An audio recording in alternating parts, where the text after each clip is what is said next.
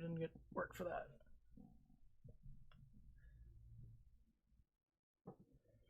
Alright, can y'all hear just fine? I think the noise cap hits, but not the... Trying to get Twitch chat pulled up here. Bear with me one moment.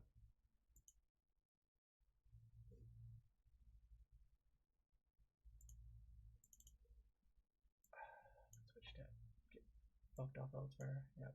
Okay, there's that, there's that. Okay. Alrighty, we are on round 2 of this. No grinding has been done whatsoever, but hey, we're all here for the ride. Yep, and it is going to be a wild one. I told you pretty upfront that things are just gonna get crazier from here, and we're only like 3 hours in. The hell's the cursor? Like, you're seeing this, right? Huh?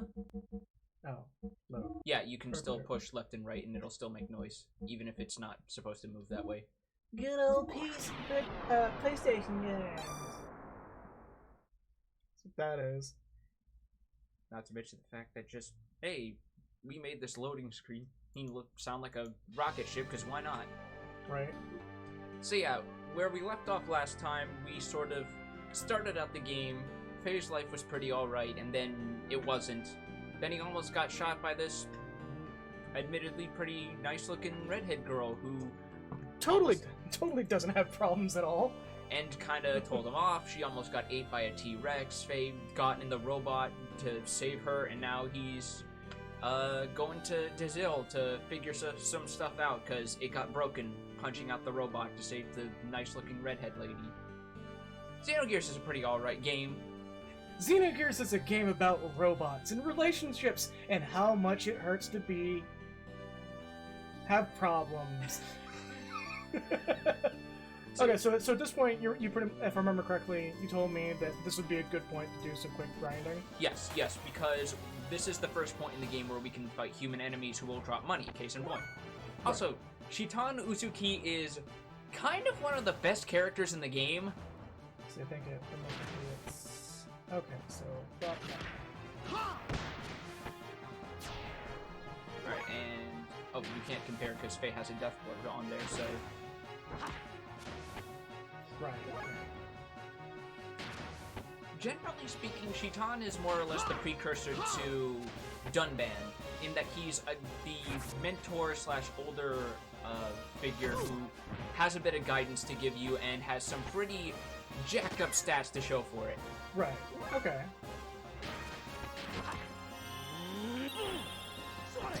Not really gonna have much in terms of death blows for a while. Yeah, you're not.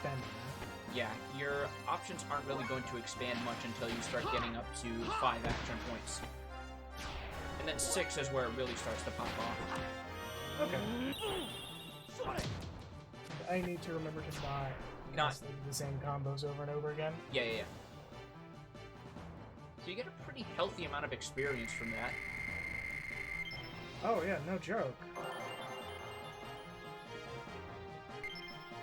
And gold game. Okay. Yep, 300, which is a pretty nice amount. Oh, that Discord didn't even seem to that.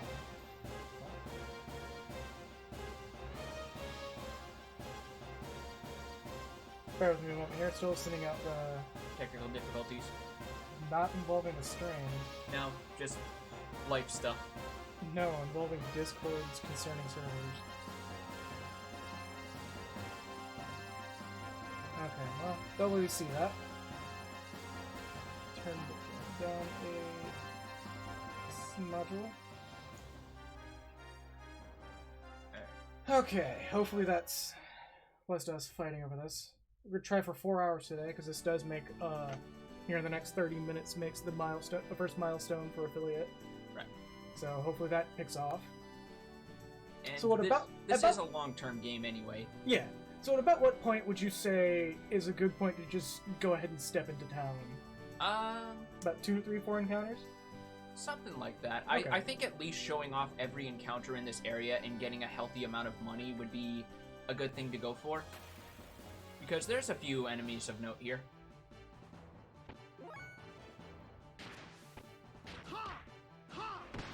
There I go again. Yep. I like how these guys are pretty blatantly Tusken Raiders, but also not.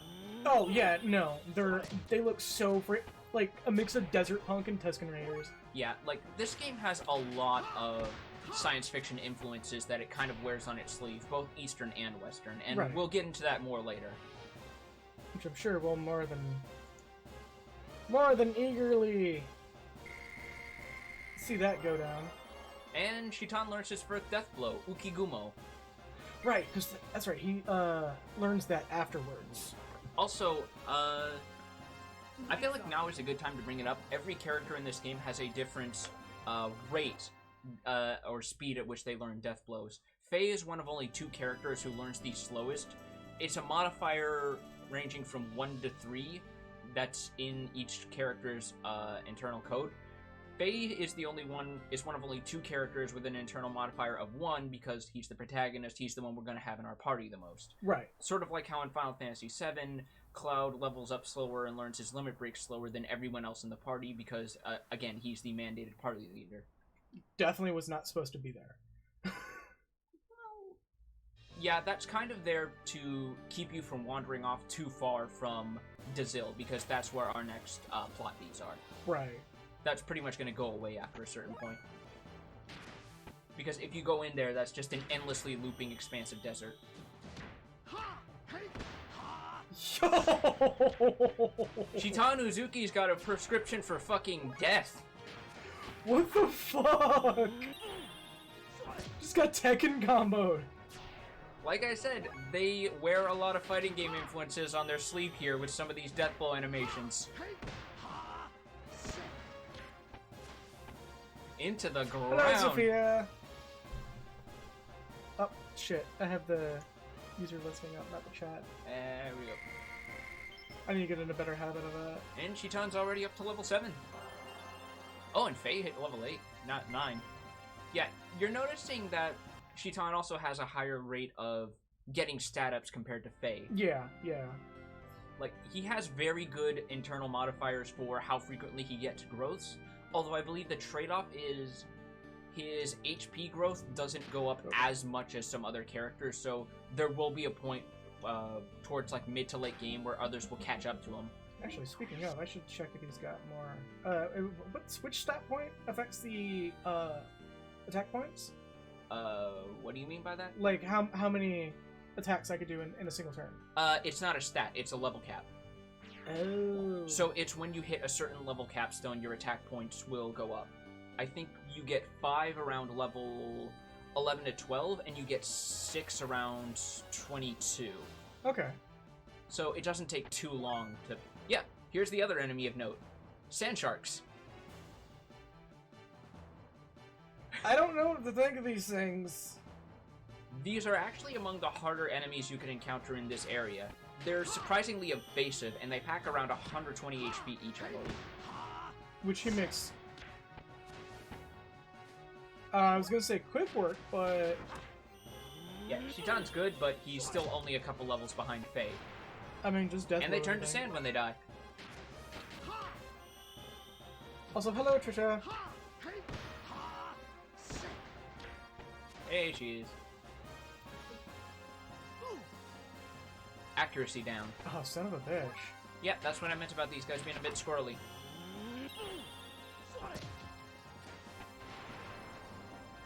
I think it's less squirrely and more that they're just, Mildly annoying? they're debuffers. Kind of. Also, one other thing that I forgot to mention when we go back into the menu, Shitan's got his own class of ether abilities that we might want to look over real quick. That sounds like a very good idea. I usually do that. So, Fae's are called Chi, Shitan's are called Arcanes. Not quite sure what they were called in the Japanese version, and as you would expect from a country doctor, he starts out with a healing move. Of course.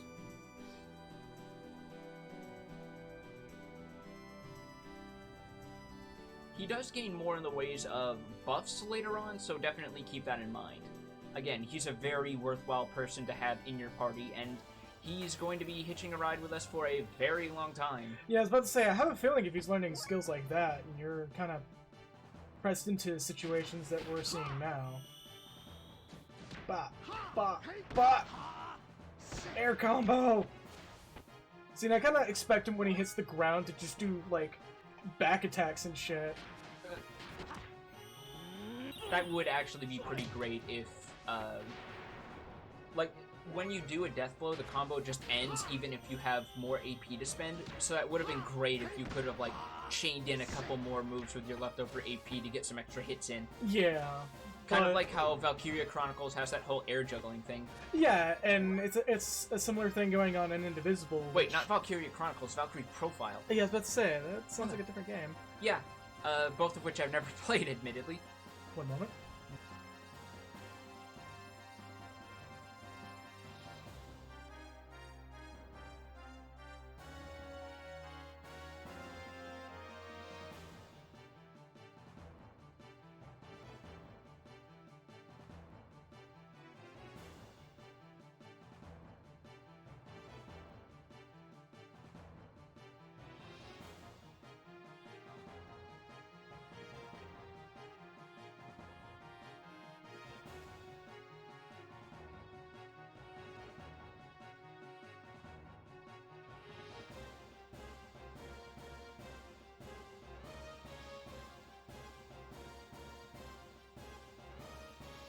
On.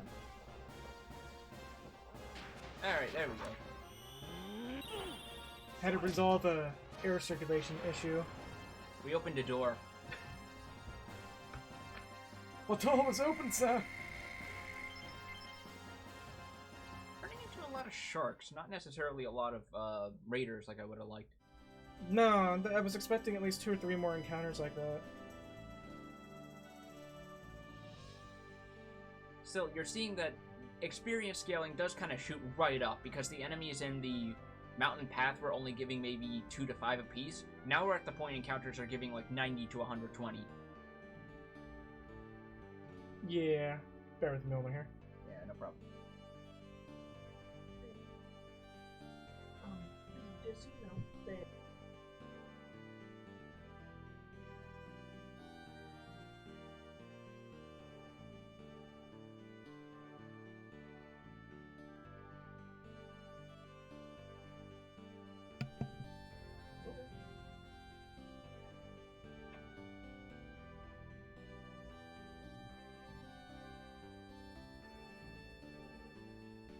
Okay, sorry about that.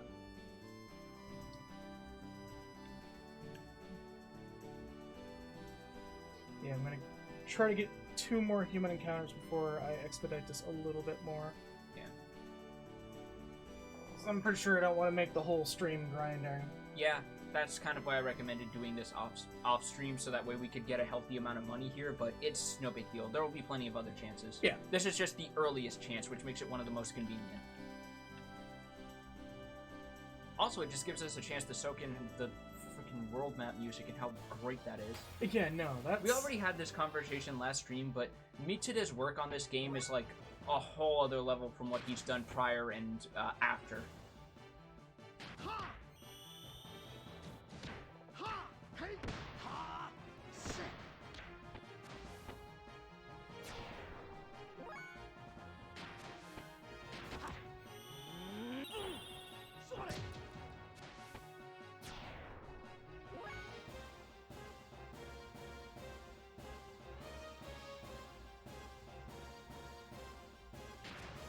So another thing that I'm actually a little embarrassed, I didn't look up on this, but the Perfect Works, which I keep mentioning, which for those of you who don't know, is the combination lore and art book that was released for this game after the fact, sort of like the Ultimanias for the Final Fantasy series.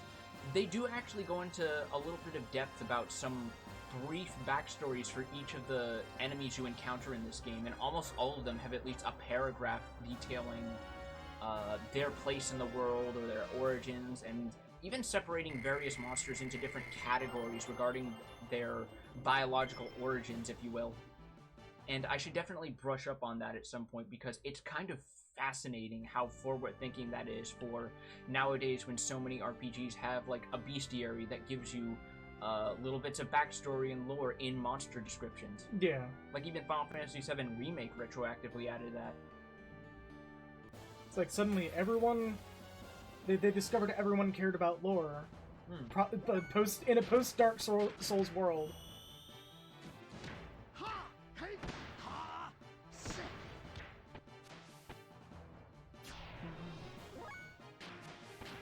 I know you only have 4 AP, but it does help just a little bit to focus more on your normal combos, because it still adds some progress towards death blows you haven't learned yet, even if you don't have the AP to do the combos for them. Fair enough. Plus, we haven't seen all of Shitan's combo strings. That is very true. Because, again, it's just a matter of how much the inputs line up with the inputs for the combo. I don't think we've seen everybody's combo strings quite yet. We didn't really see Ellie's either when she was with us for that brief period in Black Moon Forest, but we'll get another chance.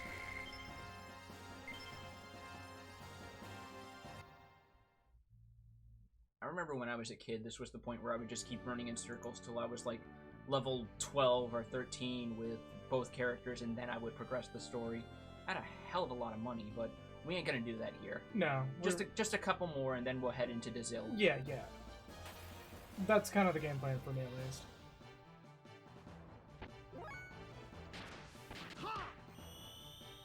I keep habitually doing that. Yeah, because it's your big move that's basically free. I don't blame you.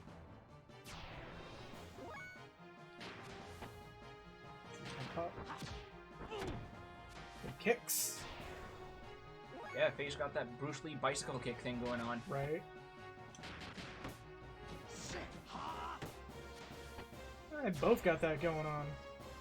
I guess it makes sense since they both have a sort of like Asian martial arts thing going on with them.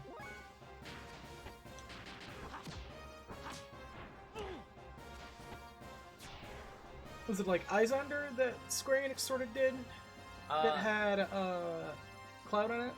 No, that was Air Guys. And Air I Guys. think that was technically in collaboration with Namco, if you want to be particular. Okay, yeah, I'm surprised they didn't do that with this game. Like, have cameos from that. Well, there are cameos from this game and that. I guess it's because it would have been in development while this game still was as well, so it just wouldn't have necessarily lined up. Fair enough, fair enough.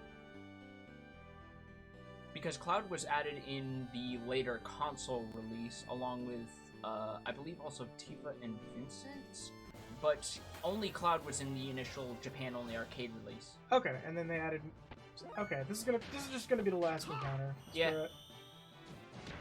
The RNG is not being very favorable for me.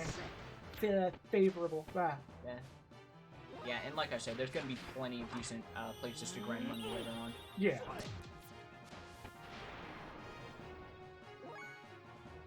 The fuck? Notifications? Well, ain't that a blast from the past? Right. I'll look into a way to turn that off by next stream.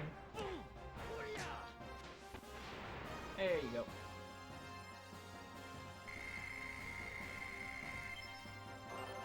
And Faye hits level 10. Senretsu. Oh, that means he's already inner healing. Yep. That means level 10 is where you get AP 5. Okay, well,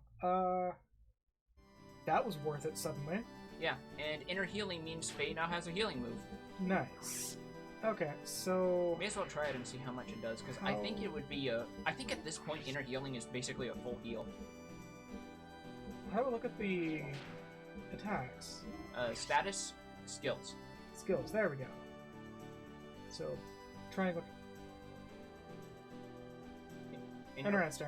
And and like I said, even if you don't have the AP to learn it yet, you're already making progress towards your next death blow. You're already 72% of the way there to learning Hagan. Just doing it. Yeah. Okay, let's go ahead and give this a shot. Yeah, let's at least see what this looks like and then go into Dazil. I think Hagan is just square X, by the way. Because, again, these are very simple inputs. They don't ask for directionals or anything. Right. So, let's just do... Oh, he doesn't have his yet, so... He just points at him! Yeah, the last one. Yeah, the last one is just a finger poke, and it's the strongest one. I dig it. Oh, you missed it. Oh, it was 2. Okay. Yeah, so just triangle, triangle, X. And he doesn't have it yet. No. Okay.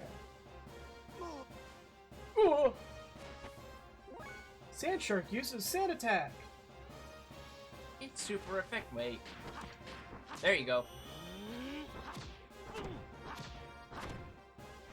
Yo! That is awesome! Yeah, no, these death blows are pretty damn good. Good lord, I can't imagine this, like, towards the end of the game, where the game is just like, you push a button, here's what you push next. Okay, you didn't push that? Alright, push this next. It just, throughout the whole combo. Yeah, there's like, some of these later ones look like third strike combos. Oh my god. Alright, let's I seek think the you gotta entrance go for in the this. other way. For the sake of... Ah. Because I know you can go in that way, but it actually might not have loaded because an encounter was rendering. Probably. Alright, so...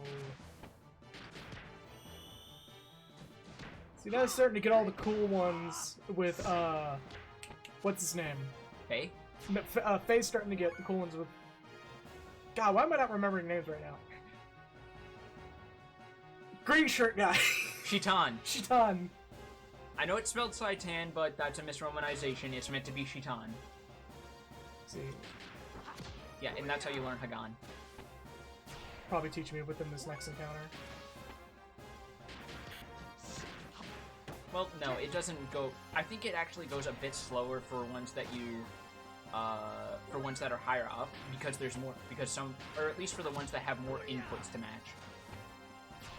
And also, you can't repeat the same combo twice in a row. Right, but it's still just like...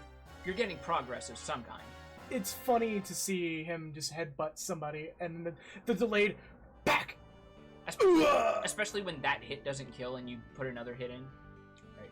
So it's one of the two ends of the L, if you will, where the entrance is. Yeah, there you go. Because it shows you the name at least. Yeah, okay. Gotta get that mid-90s RPG mentality going. Yep. This is Dazil.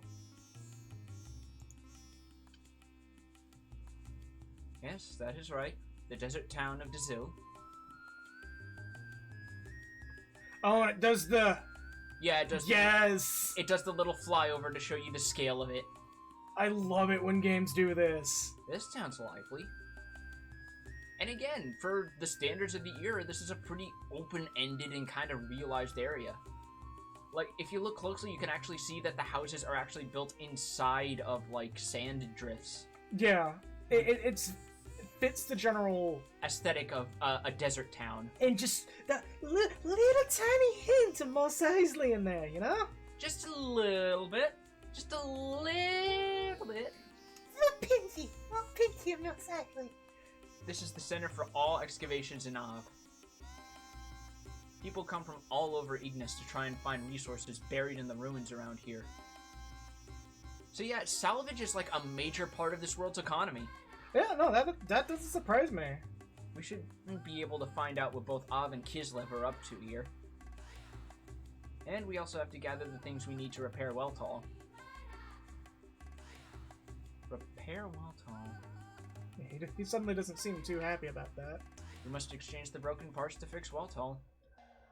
Otherwise, it will not be able to function at all. Doc, did you intend to write? Never mind. You're like 25 and you have a daughter. Of course you'd make dad jokes. He's trying. He's trying. There's an Ethos workshop in the southern part of this town. Let us go there, Faye. Oh, so that's probably why you couldn't enter the other way, because then the conversation would probably be different or moot or something. Let's check this place out then. Fucking right, Kagura. Yeah, let's fix the thing that nuked my village. Why not? Oh, Too close. Oh, it's way too close to the mic. I'm sorry. Yeah, no, you're good. It's not so much you blew the mic, it's you blew my ears. Oh. Yeah, I have a fix in place for that right now. As you can see, we can literally scream into the mic and it won't peek into the yelling. Gotcha. Yeah, that is something I took care to learn. Anyway, sorry about that. Right there. Yeah, okay. Yeah, no, Kagura, that kind of feels like him just going, fix the Mac. genuinely feels like him going, do we have to? Yeah, like, we had this conversation that Faye feels like a much better version of Shinji's whole get in the robot thing, where they show you why he is apprehensive first and then put it down on you hard. Yeah. Without that, I'm ruined. Sir, you need to stop. This is not Dragon Quest. Actually, I think there's a... Yeah, go ahead and talk to everyone. Yeah, no. Since those Gebler forces came, Ob's hardly ever lost the Kislev. I wish the Ethos would give out some of those new powerful gears. The Ethos? What did gears have to do with the Ethos? Only the Ethos has the technology to maintain generator-driven gear. Okay, so we have a bit of insight on how gears work. There's like a major generator inside. The Ethos decides which gear gets which generator in which country. Also, Kugger, I think Joe here kind of spoiled that there's only one well that actually seems to matter in this game, unfortunately. Yeah, I unfortunately let him know easy that the well in Lahan is the only one that does that. Yeah, because if he didn't, I would be mind gobbling this real hard. Like, I plan to stream if and when they launch it, Legend of Heroes Trails of Cold Steel on the Switch. If they launch the first one, but also we didn't do rock paper scissors guy. We just left him to die.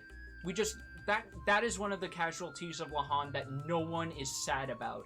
Everyone is just like, you know what? Maybe Faye did us a favor and just went on with their lives. I'm stuck. I keep forgetting there's a jump button. Believe me, I wish I could forget there was a jump button with some of the puzzles we have to do involving platforming. Okay, so I'm seeing a new weapon here. Yeah. Nuclear memories wrong.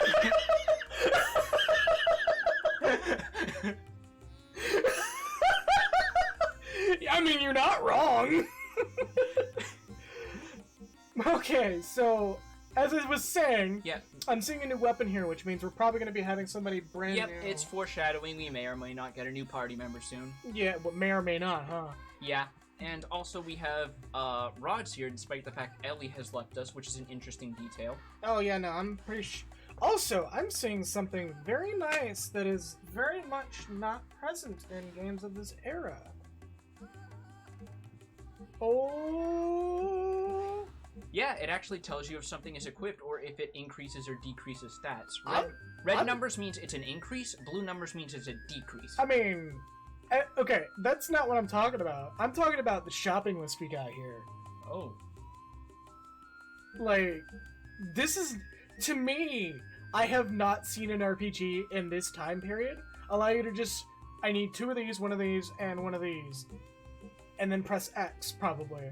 Yeah, like, you can just basically choose how many of a thing you want, and then you just check it all out at once. And it actually tells you your total over on the side there. Yeah, that's... What happened?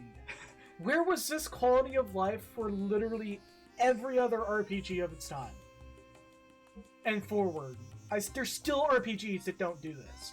There's Western RPGs that don't do this. Yeah, I remember, like...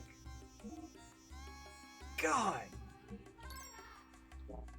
I know it was some game that I had trouble navigating, comparing numbers to. I think it was The Witcher 3, because that game just throws a ton of gear at you. Like, that game is okay to me, but... God. Am I losing? Oh, is it fencing wear or... Yeah, fencing wear is the upgrade. Martial wear is basically the weakest armor in the game. Oh, did I accidentally buy 2 of these things? Yes. Oh, God. So, congratulations, you wasted money. I wasted money. You Karen'd it. I like these 2 completely useless things, please. Alright, so as I mentioned before, That's fine, I'll sell with that. Remember, it's not so much that you have distinct armor slots, it's that you have this lets you sell equipment right off a character, if you want. I never use this feature, but it is there. Is there an inventory option, or is it just items? Yeah, items is the stuff you have in your inventory. Okay. And weapons and accessories are the ones you have unequipped that are in those respective inventories. So what about armor? Armor would be accessories, because remember, right. armor is not its own thing. It is technically counted as an accessory. Think of it sort of like Disgaea. Oh, okay. Okay. Also, thank you so much for coming, Kagura. Yeah, it helps to have someone else who knows this game in chat. Yeah. And the more interaction I get, the closer I get to that milestone. Also, we just like having you around, man. Yeah. Because your commentary is definitely gonna make the stream last that 4 hours and not realize it. You're basically our third man in this MST3K here. Yeah, no, if you were here in this apartment, you'd be on mic too, I'm not gonna lie. Look, I heard giant robots in JRPG and I was in. I mean, you're leaving out the part with overt Christian references. That's the cherry on top. Kagura, okay, so if you like, I know this is probably just being a little too vague here, but if you genuinely like JRPGs with giant robots, you need to check out Legend of Heroes. Legend of Heroes, especially the Trails series, very much gets close to Xenogears how it feels right now. Like, the moment that they release all 9 games, I'm streaming it, not just start to finish. Because they're such good games, and Falcom has made, like, they need to release them. Alright, one more thing before we head to the Ethos. 2 things, actually, of note. Sure. First, we want to go to the inn, which is that bar over there, to our right. To our right. Yeah, right here, with the big sign in front of it. Yeah, okay, so...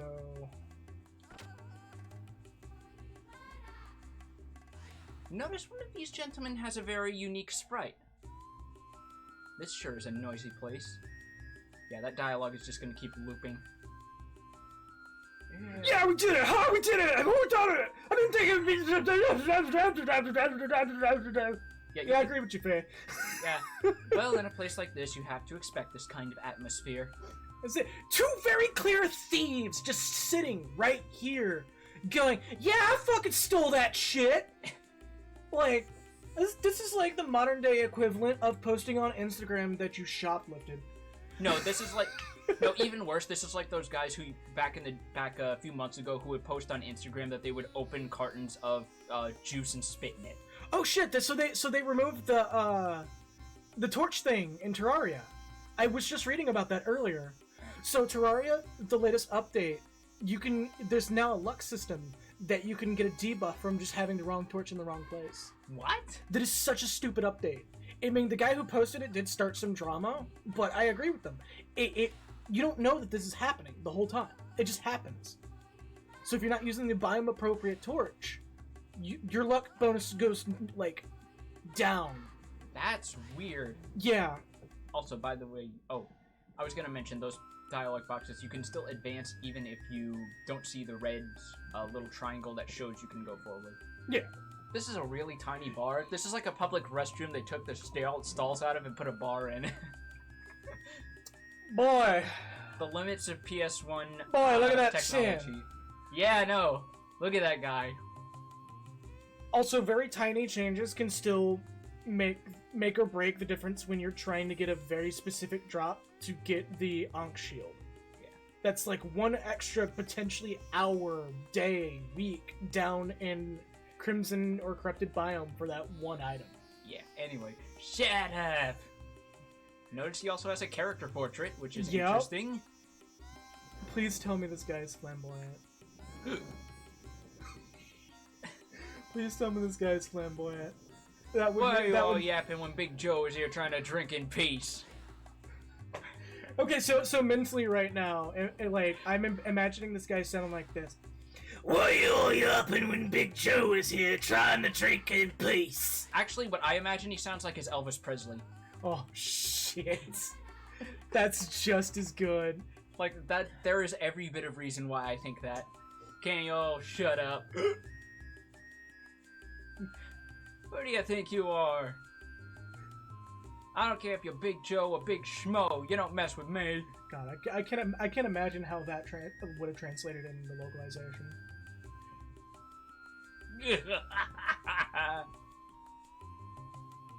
Oh yeah, you sure talk big. Can you dig for treasure as good as you can talk? What's that you say? You're so tough. Always looking for junk laying around. Why don't you do something more productive for once? If you ask me, you're a big Oh, can't say that, sir. This is a T-rated game.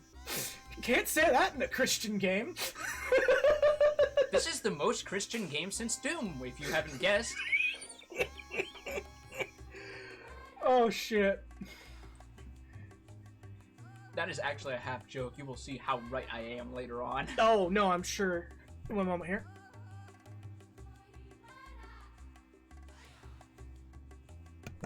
Didn't want that to come over the mic. Sorry about that. Yeah. He's looking wild. Shut up. Just shut your trap.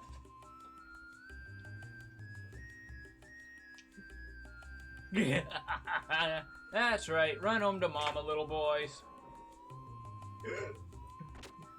A drunken brawl that literally ended with a punch and two guys going, "Shit, he's huge!" Damn you! Oh, that's a weird translation error. Whoa! I'm guessing that's meant to be something like, "You'll regret this" or something. I don't know. Yeah, that is... Maybe he was just too pissed drunk to actually put his words together, and he just ended it before he could actually put something cohesive together. Yeah. He was just like, "Yo, kid." Just ran. Why, this man sure likes to make his presence felt. Understatement of the century, Mr. Uzuki. Yeah. So bear with me one moment. Yep, because I'm just going to put out there, this game has some of the best major NPCs of any other RPG of this era. Oh, yeah, no, like, this is already stepping up, the visual variety that even Star Ocean has. Yeah, no kidding. You drinking too? Booze is my life companion, especially in a sucky world like this. Look at this storied motherfucker. Everyone's searching for dough and dynamite. How unromantic. I really hope they put Star Ocean 2 on the Switch, because they already put 1 on there, and they do kind of allude... Well, Switch and PS4. It's happening. It's happening. Yeah, and they even make an allusion to it in, if you get a specific ending between two characters. Yeah. Because no, it is heavily implied that, that Claude, one of the two protagonists of Star Ocean 2, is the son of, Ronix and Ilya. Yeah. So if you get the ending where they both hook up, the achievement for it on the PS4 and Steam version is "The Adventure Continues," or something to that effect. Well, it's one of those things that they have never released the game separately or like with a gap in between each other without saying, "Yeah, the second one's coming." Like, something tells me if they put out the physical version of that for the Switch, it would be like the PSP copy, where it was a half of the logo. Yeah, where they were both like two different planets, and if you slid the covers together, it formed a whole planet. Yeah. I think there were different colors because it's meant to be that one is Roke and the other is Expel. Oh yeah, by the way, inns are super cheap in this game. Yeah. Like, that's normally the case in a lot of RPGs, but they are super cheap in this one. Cannot say that for Trials of Mana.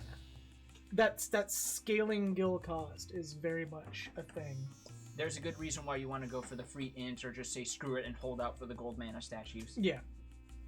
And the game kind of nudges you to doing that because there's so many gold mana statues. Yeah, no kidding. Oh, we have this guy sitting out here on the barrel. Let's see how this guy's licking his wound. I think he's actually completely different. Oh. But, still same sprite. I think Yeah, you they all have look to the jump to same. talk to him. Because he's placed above it, so his, Here, hold up, I got an idea. Yeah, there we go. There we go. Why the long face? Something bad happened? It's times like this you need a drink. Or 2. Or 3. Something tells me this place is a little... So, there's actually one more thing of interest we want to... Oh, hey, I haven't seen you around here before. Did I accidentally progress? No. Okay. Everyone resolves their problems in this world with booze. Yes. I mean, we're going to see plenty of that once we get into... But it's not that much different from real life. Yeah, no. No, this is pretty much... We're going to see a lot of that later on in a particular arc of this game. We're of army guards. Remember that. Ugh. So he's basically just bragging about the military. Yeah, is that guy just like, I joined the force? So there's one more thing we want to see, which is go to the west, going by the compass. We want to basically go up on that bridge and go a little over. Oh, we can just go up the dunes. I didn't think that. Yeah. We want to go up to that wall up to the south. Just walk along here. And I think it'll eventually pop up. Okay, no, try going the other way. Doing some... No, you don't have to click on it. It's just a trigger as you walk by. Doing some wall hugging, some hall hugging. There we go. You only see this scene before you go into the ethos. Yo! That's amazing. They're doing digging right next to this town, too? So you actually see a bit of how excavation works. This is an Av-run excavation site. And they even have, like, a mech walking around with a platform to help out. Yeah, no shit. This is like, early era front mission. The machines and gears around here are valuable resources that could turn the tide of war. They're indispensable to the war effort. So yeah, getting some insights to the war economy here. Right? Wow, archaeology is way cool. I wish I could dig up robots. I mean, to be fair, aren't the Zaku in early Gundam just repurposed construction robots? You know, I want to say yes. Because I believe that's part of why they're just basically the Goombas, for lack of a better term. Yep, mining and construction. You'd be the one to know, Kagura. Yeah, that. You basically have Gundam etched into your DNA at this point.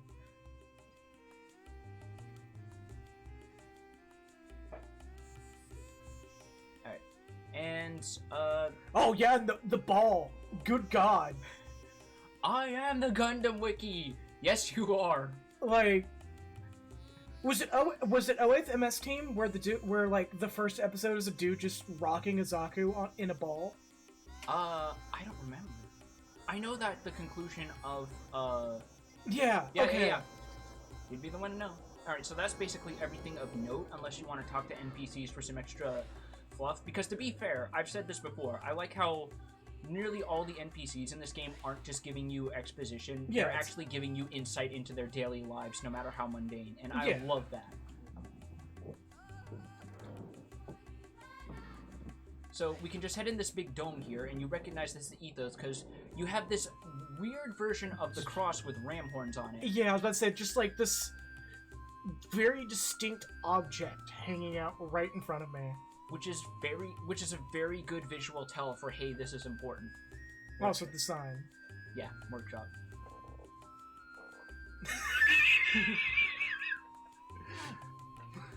The balls are great. They're underrated, but honestly, okay, you need to watch the wording on that, man. Maybe he just wants to be part of the, Maybe he just wants to be part of the Yasugami Sports Club. You never know.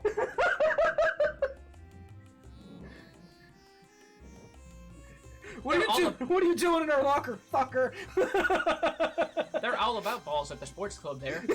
Just ask you now to call me. That's fucking great. Yeah, no, they actually have, like, an actual robot they're working on, and it's an actual physical object you have to walk around. Again, this game, for what it had to work with, does a lot with its visual style and presentation. So this is the Ethos Workshop, huh, Doc? Yes, the Ethos Workshop's the only place that officially repaired gears. Let's see if we can get the parts we need to fix Weltall here. As they say, time is money, so we should do whatever we can as soon as we're able to. I wonder if there's a Japanese equivalent to time is money in the language, because I know there's a character... I do believe there is. Because I know there's a character... I say that because I was replaying Persona 5 not too long ago, and there is a character who mentions time is money in English, and it's even written on signs in a certain dungeon. Yeah, I want to say that there absolutely is a Japanese equivalent. Okay. Because like the phrase is too recurring in localization for it to just be like even modern localization, it still shows up. Gotcha. So I'm assuming that there absolutely is, and it's like a too. Time is money. Time is money, friend. How can we help you? Sorry to bother you. I mean, the goblins in WoW aren't exactly, aren't exactly wrong. Our gear is broken down, so I would like to buy some parts to fix it. Tough luck, huh? Can you tell me what bank of parts you're after? Yes, we are hoping to replace an X29 model injection bypass circuit. X29 model injection circuit?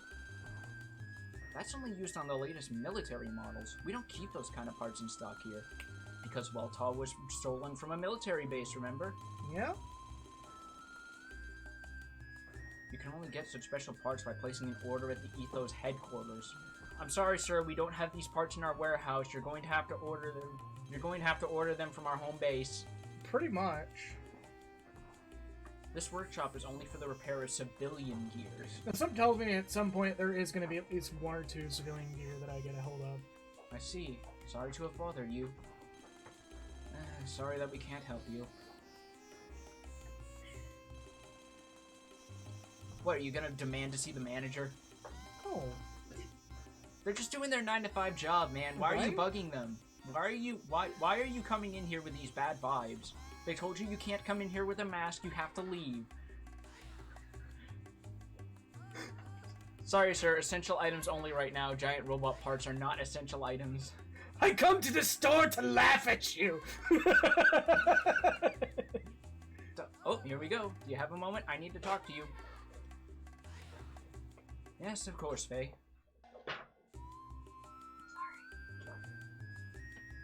So, Faye, what did you want to talk to me about? Now, taking it on a bridge so people are less likely to hear. That's a smart move. Yeah, just... Let me put him in a spot where everyone can hear we have this advanced military technology! Well, you're like... The fuck was that? Well, to be fair, you're like 5 feet from the bar. Anyone passing by here is going to be too drunk to care. You know, that is very fair. I know it's still daylight out, but it's 5 o'clock somewhere. Here on this planet, it's always 5 o'clock. It may as well be.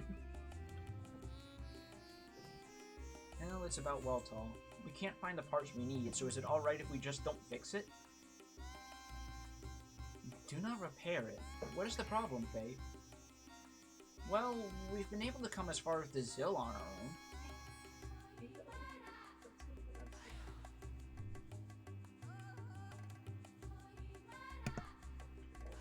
So, doesn't that show that we don't need Weltall as much as we thought? Actually, I've been thinking that once things cool down, I want to go back to Lahan and help rebuild. Yeah, it ain't gonna work like that, sir. That's all I feel I can do now. I see. If that is what you want, Faye, then that's fine. But I think we should try and move Weltall as far from there as possible. I'm sure they'll totally welcome me back. Yeah, no shit. That's about the same They sentiment. love me here. It's about the same sentiment I'm having right now. Dan is just going to be over the moon to see Faye come back. You murdered my siblings.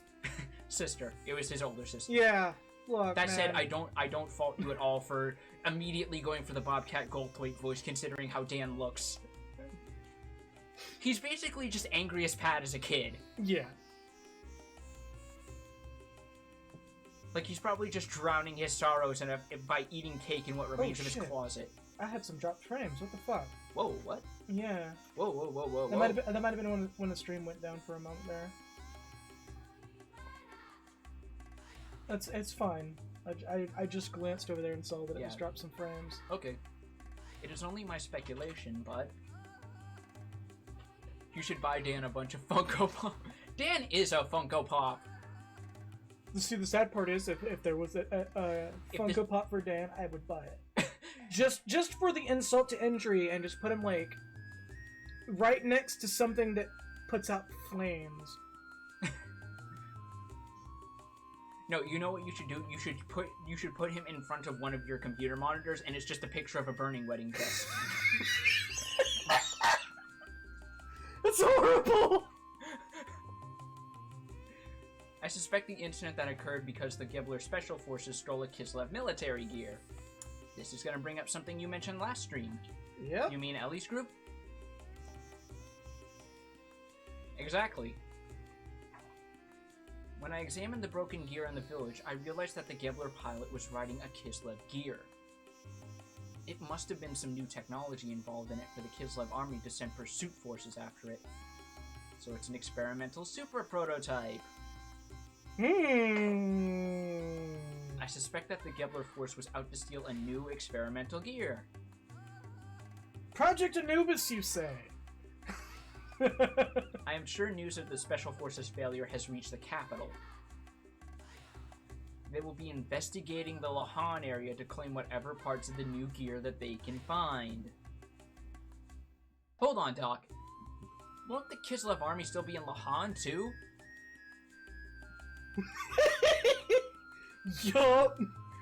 I still need to get around to playing Zone of the Enders officially, though. But the what amount I have played has been like, good shit. Yeah, there you go. And again, this is what you brought up. At least move it so that people don't start a fight near Lahan. Oh, I kind of want to just do the first one just for, you know, lore's sake, but at the same time, I probably could just play Fist of Mars and be done with it. Most probably. And in that case, there will be a conflict between Ov's inspection team and Kislev's pursuit troops. If they find where we have hidden Weltall, the armies will fight over who gets Weltall, and right near Lahan, too. God, I'm so glad he just has, like, this level of common sense that's, like, completely absent in so much other media.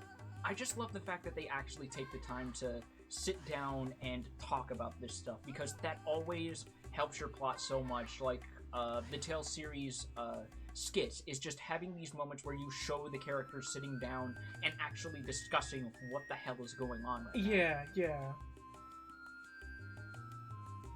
But we can't fix it in order to move it.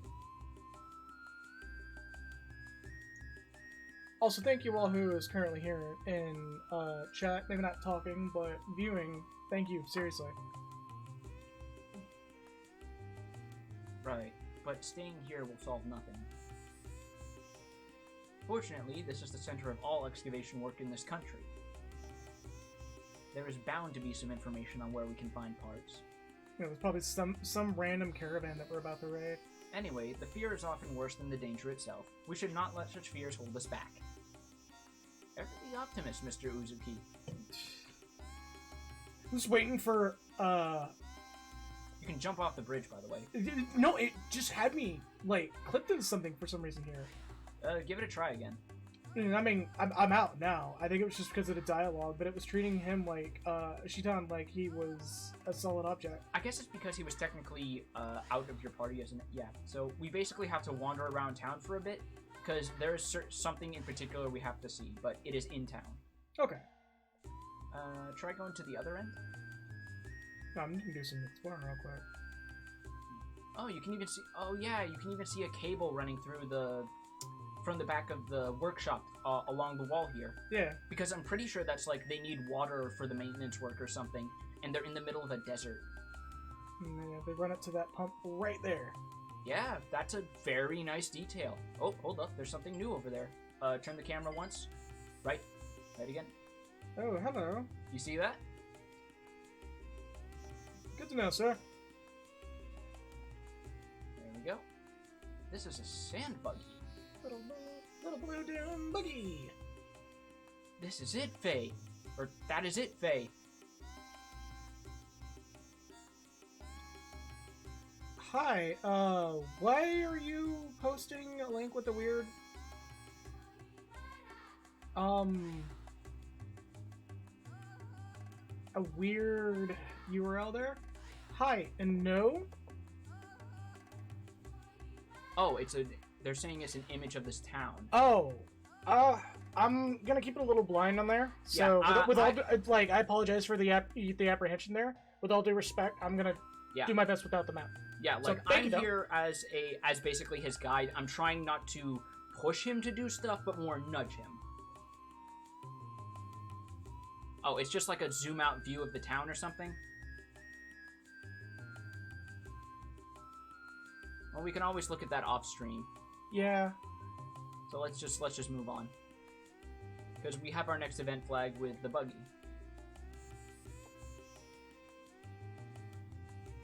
Yes. Okay, let's just move on then. I've thought of a good way to get the parts we need for Weltall.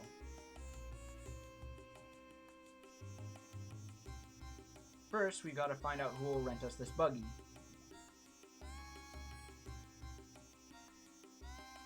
I made that comment earlier, actually. That this was literally just Mos Eisley. Yeah, there's a lot of science fiction references in here that we are going to be discussing in due time.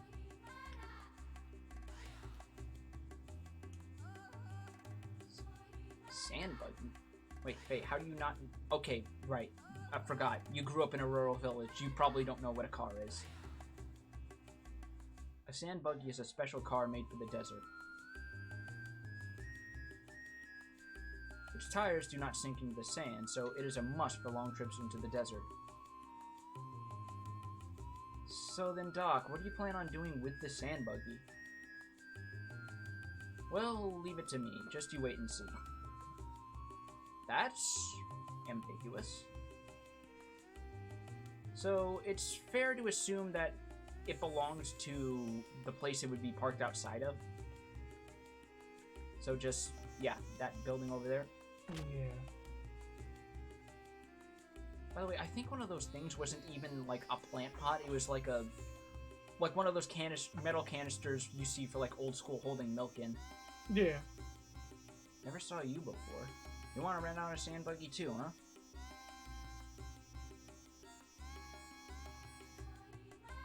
Yes, that is right. Do you have any we can rent right now?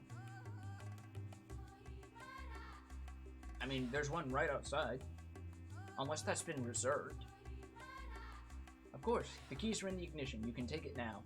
Wow, just like that, huh? Right. I'm pretty sure in a more modern game, they would probably actually ask you to pay a small fee for this just to drive it home. Like, oh yeah, it's 100 gold.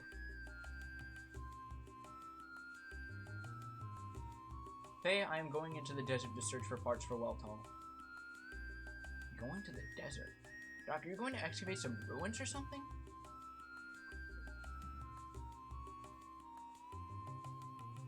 The Kislev and Ob armies are confronting each other in the desert at all times. Or confronting each other in the desert all the time. Eh. There is talk that their forces often break into battle over the ruins.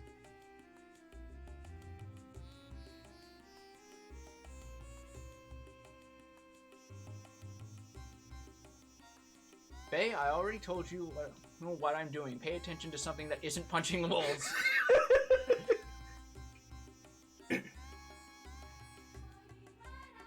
If I search the battlefields for any wrecks of such army gear, that's surprisingly ballsy, isn't it?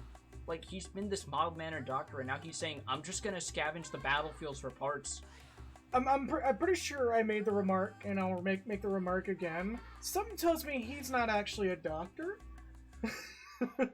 Mr. Uzuki, can you tell me which medical school you attended again? Breaks into a cold sweat, looks side to side. My medical license was revoked. Revoked, you say? Or it's just like, the medical school I went to just happened to be right across from a black belt martial artist dojo. That's why I also know how to punch sand sharks into actual sand. I'm sorry, I got my medical license from ITT Tech. I went to doctor school. I went to doctor school. Besides, Weltall is a Kislev gear, so we need parts from Kislev gears.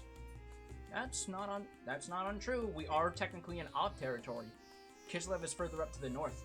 Yeah, no, it's weird how much he's just like really pushing him along with this. Things have a way of working out. You do not need to worry so much. Why not go kill some time at the bar until I get back? Well, he is 18, so he's like barely legal age to drink. At least going by like Japanese standards, I believe. Hey, are you letting him go out there alone? Lots of fights break out in the desert. It's a real dangerous place. I've heard about a group of pirates riding around attacking people on a sand cruiser. And gee, I wonder who those could be. You really shouldn't let him go out there by himself. So, which hint are you gonna take here? Just drop more frames there. Sorry about that. Yeah, it's fine. Is everything still good in stream? I'll just drop frames for whatever reason. So yeah, so what do you think the game wants you to do going by that dialogue? Probably chase after him on foot. Yep. Remember that big old desert area we saw initially? Yup, it's time to go visit that. Yep. Time to go through the forest maze. Give me a second here.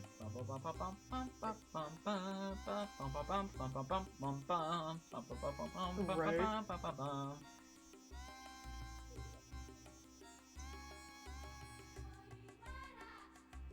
It's amazing. I actually may have like a quarter of the current views for this game. Alright, time to go do desert things and... Yeah. So we're all alone once again as Faye. Oh, right, I hit the wrong button again. Yeah, there's a little bit of a delay sometimes when it's still loading the world map. No, I was just literally hitting triangle. Oh yeah, you rested at the inn, I forgot. That's why you're all full up. Yeah. Good call. Because we're going to be solo for this, and there's going to be random encounters. So yeah, even though I'm here to help him out, he's still rotating saves out of habit because mind goblins. Yeah, so I'm going to expect that at some point by like stream 3 or 4, both of those quote-unquote memory cards are going to be full up.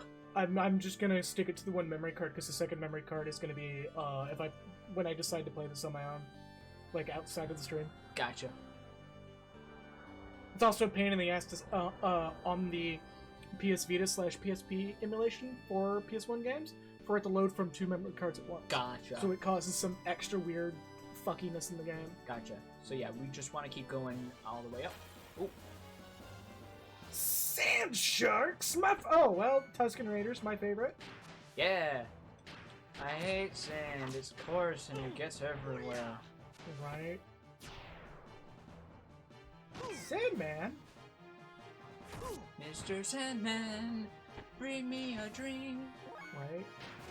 I forget the rest of that song, god damn it. Wait, was that a critical? No, he guarded, but it was still more than enough damage to take him out. Okay. Because yeah, evasion means that you not only have a chance to dodge attacks, but you will occasionally take half damage as if you had selected to block. Gotcha. Also, a minor thing that I personally love about this game is the sound effects make it so satisfying to let the experience points slowly tick down instead of just hitting X and speeding through it. Just because that nice little... Yeah. Especially when you beat a boss and it's like 10,000 experience and it takes like 5 full minutes to... Ooh. Ooh, that's not... That's interesting.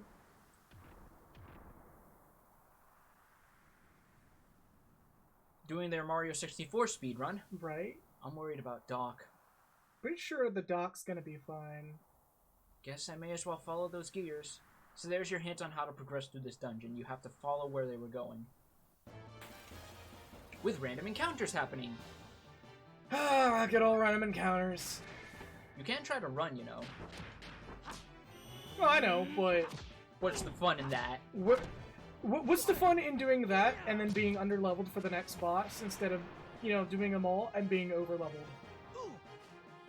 I mean, I was just going to say, where's the fun in that when you can just punch the shit out of these sharks by doing Street Fighter 2 turbo combos? Oh, I guess that works too. I mean, both work, but...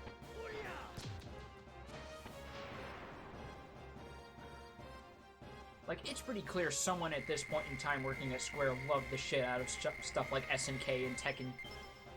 Oh, yeah, no. That is definitely... Yep, good old 90s random encounters.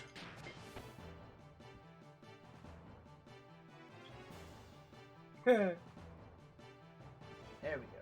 So... Got that whole song going up there.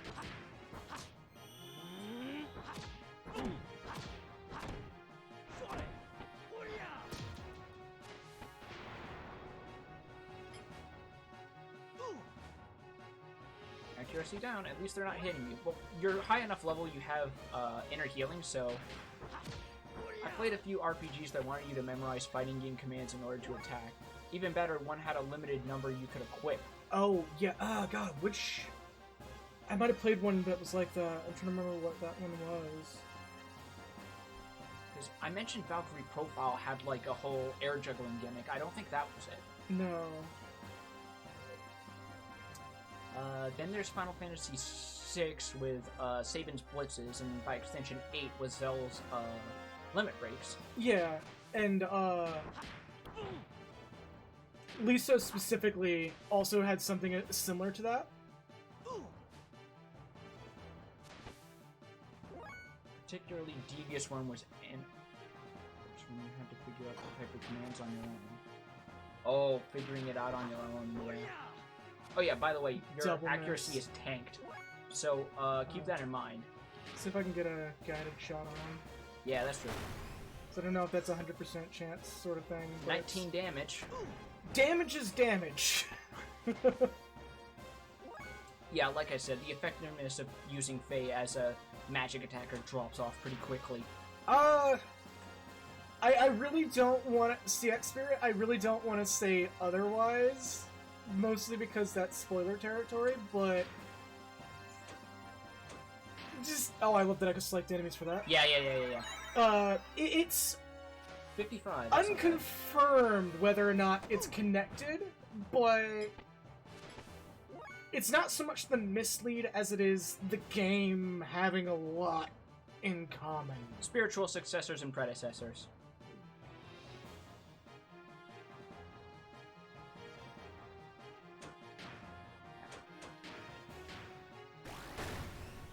$21. It's getting slightly higher, but hey, damage is damage. Alright. But I'm pretty sure that... You can try for a sin, right? Oh, or death blow, whatever. There we go. There we go. Let's say, I'm pretty sure there's like a turn, a tick down on that, yup. A tick down on that. There we go.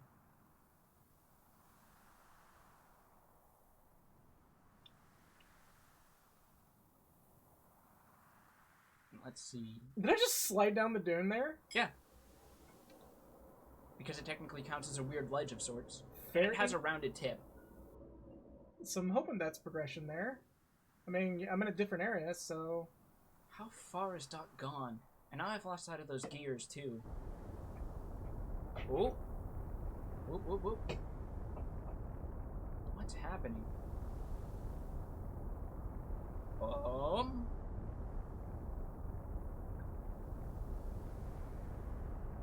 Also, I do believe my friend here also... you do have a PDF copy of that, right? I have found a PDF of the perfect works that I have on my computer, yeah. Yeah, then I'll just break that out. Or get that when after the stream. Just... Like, it is front-loaded with spoilers, so I'm not going to send it to you immediately, but... Oh, yeah! Someone call XCOM! Which one? Chimera Squad, or... Ooh. What the heck is that thing? Well, about that, I do believe the rights has gone back to Monolith for both Xenogears and Xenosaga. So that actually should be... We may be getting an answer about that soon. Call the underwater ones and have them show up and most of their guns don't work. Oh my god. You know, that was a...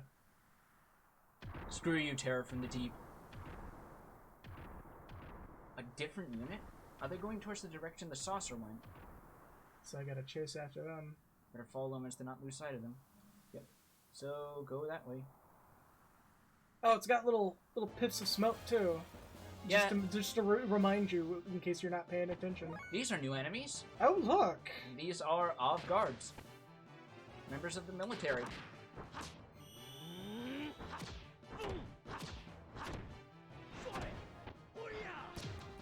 I do appreciate how they also have, like, goggles and stuff for... And pistols. Was that one of those little old German... Or was it German, or... It looks sort of like a Mauser. Yeah, Mauser.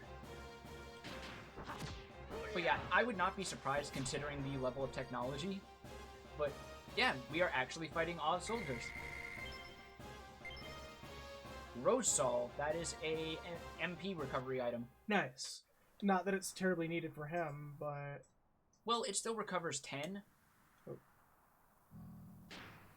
Basically just keep going in that same general direction. Yeah. I believe.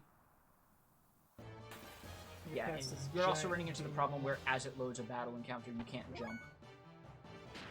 I also keep forgetting that I can't jump. Or that I can jump. Yeah, that's, like I said, that's something a lot of people who play this game wish they could forget. There is a particular dungeon you're going to know that absolute terror firsthand. Oh god. Yeah. Because having to deal with platforming coupled with PS1 era loading zones is fun.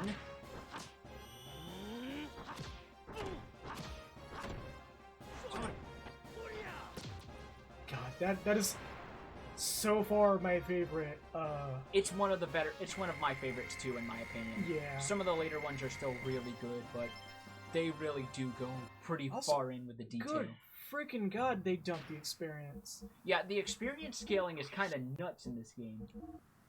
Almost there. Almost learning Hagan. Just remember to try and match the same general inputs, don't repeat the same combo, yada yada yada. Yeah, yeah. That's why I'm mixing up death blows with non... I think a new PS4 controller. This thing's getting kind of musty.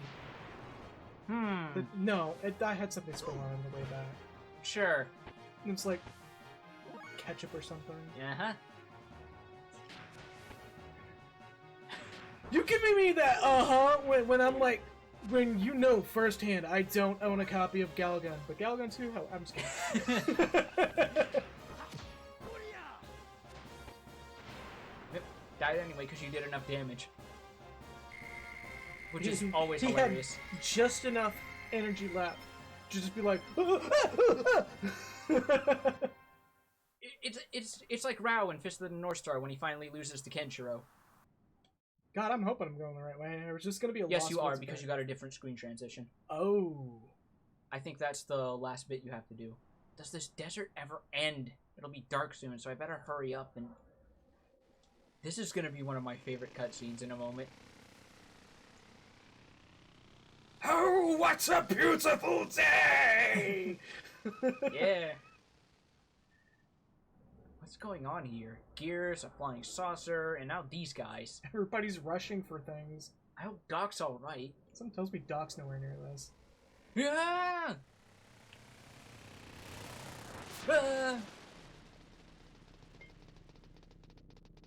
Sorry about that. Let me just borrow this for a while. Are you fucking kidding me? Light on... light on the gas. Way! Light on the gas, buddy. I know how to... They just left that guy in the desert. I just want you to realize that. They stole a motorcycle. By the way, there's nothing to say he does or does not have experience riding one. Jacked it off of a soldier and left him in the desert to basically die as the rest of his unit went on without him. His kill count went from 25 to 26. And he's just doing wheelies in the middle of the desert. Yup.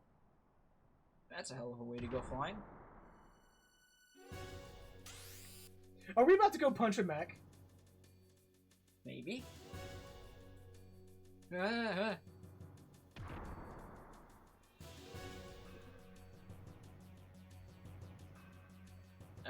Here we go. What's up with you guys? Aren't you overreacting a little for just stealing a motorcycle?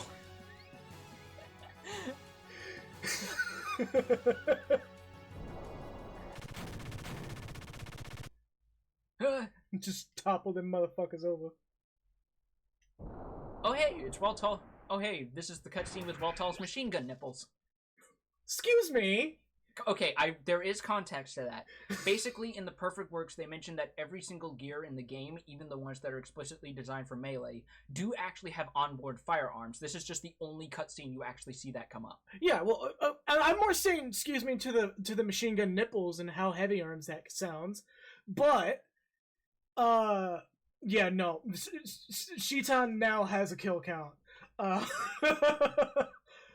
like, it's the machine guns on a mech thing is not too out of the ordinary. Yeah. Like, if anyone's seen Gundam. Well, it's not just machine guns, it's like heavy Vulcans and stuff. Yeah. But, like, yeah, this is the only cutscene where they actually show even the melee-designed gears have internal firearms. Yeah. It's sort of like how an aircraft carrier has a Sea-Wiz. Nobody knows why they have it. Well, I know why they have a Sea-Wiz. But, you know, people will just question, it's just an aircraft carrier. Just have aircrafts around. I'm like, sir, have you heard of missiles?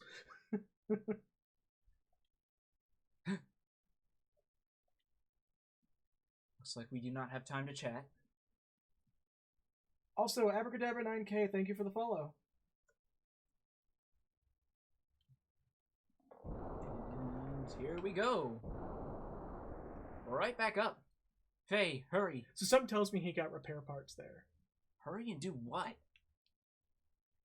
I cannot use Weltall very well. Only you can use its full potential. Hurry up and get on board. Alright.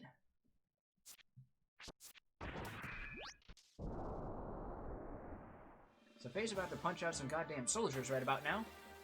Yeah, hopefully this time it won't result in people getting blown up. Well, okay. Backing that statement, this is the second time he's gotten in a mech since then, but Yes. This is the first time it's against the mechs since then. Yes. The first time was against what is basically a giant T-Rex. They call it a dragon, but it's basically a T-Rex. Oh, right, it's only one attack instead of attack. Yes, you basically just have one auto attack, so there's no reason not to just hit X over and over again. Gotcha. You can do death blows, though, remember. I just That's have- what the attack level is, Yeah. so do... I think because you have Senretsu, you can now do triangle square, and that'll do a new one. So... Triangle square.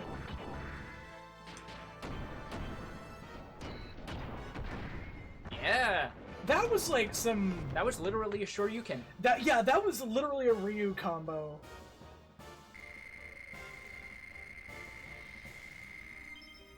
Sorry, that noise is satisfying sometimes. Yeah. Level 12. Faye steals a motorbike and then kills a few extra soldiers with a mech for good measure. No witnesses!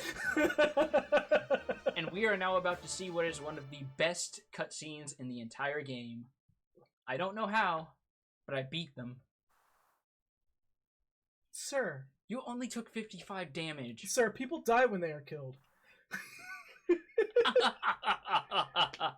He gets it. Wait, what? What the? I'm sorry, but that was too well timed. Oh yeah, by the way, there's just this big rock mountain in front of the moon, which is also blood red, no big deal. Remember this guy from back in Lahan? Yo. Remember that comment about this game having great side characters? Yo. Okay, hold the fucking phone for a second.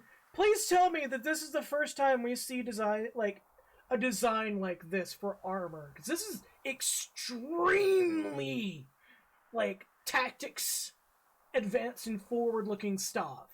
Like, this is a very interesting character design, and It's oh so boy. good.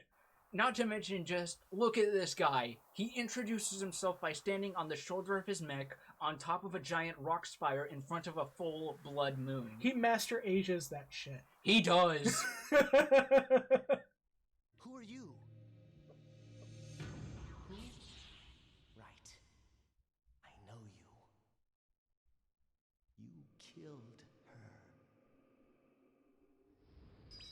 More foreshadowing. Ooh. Her?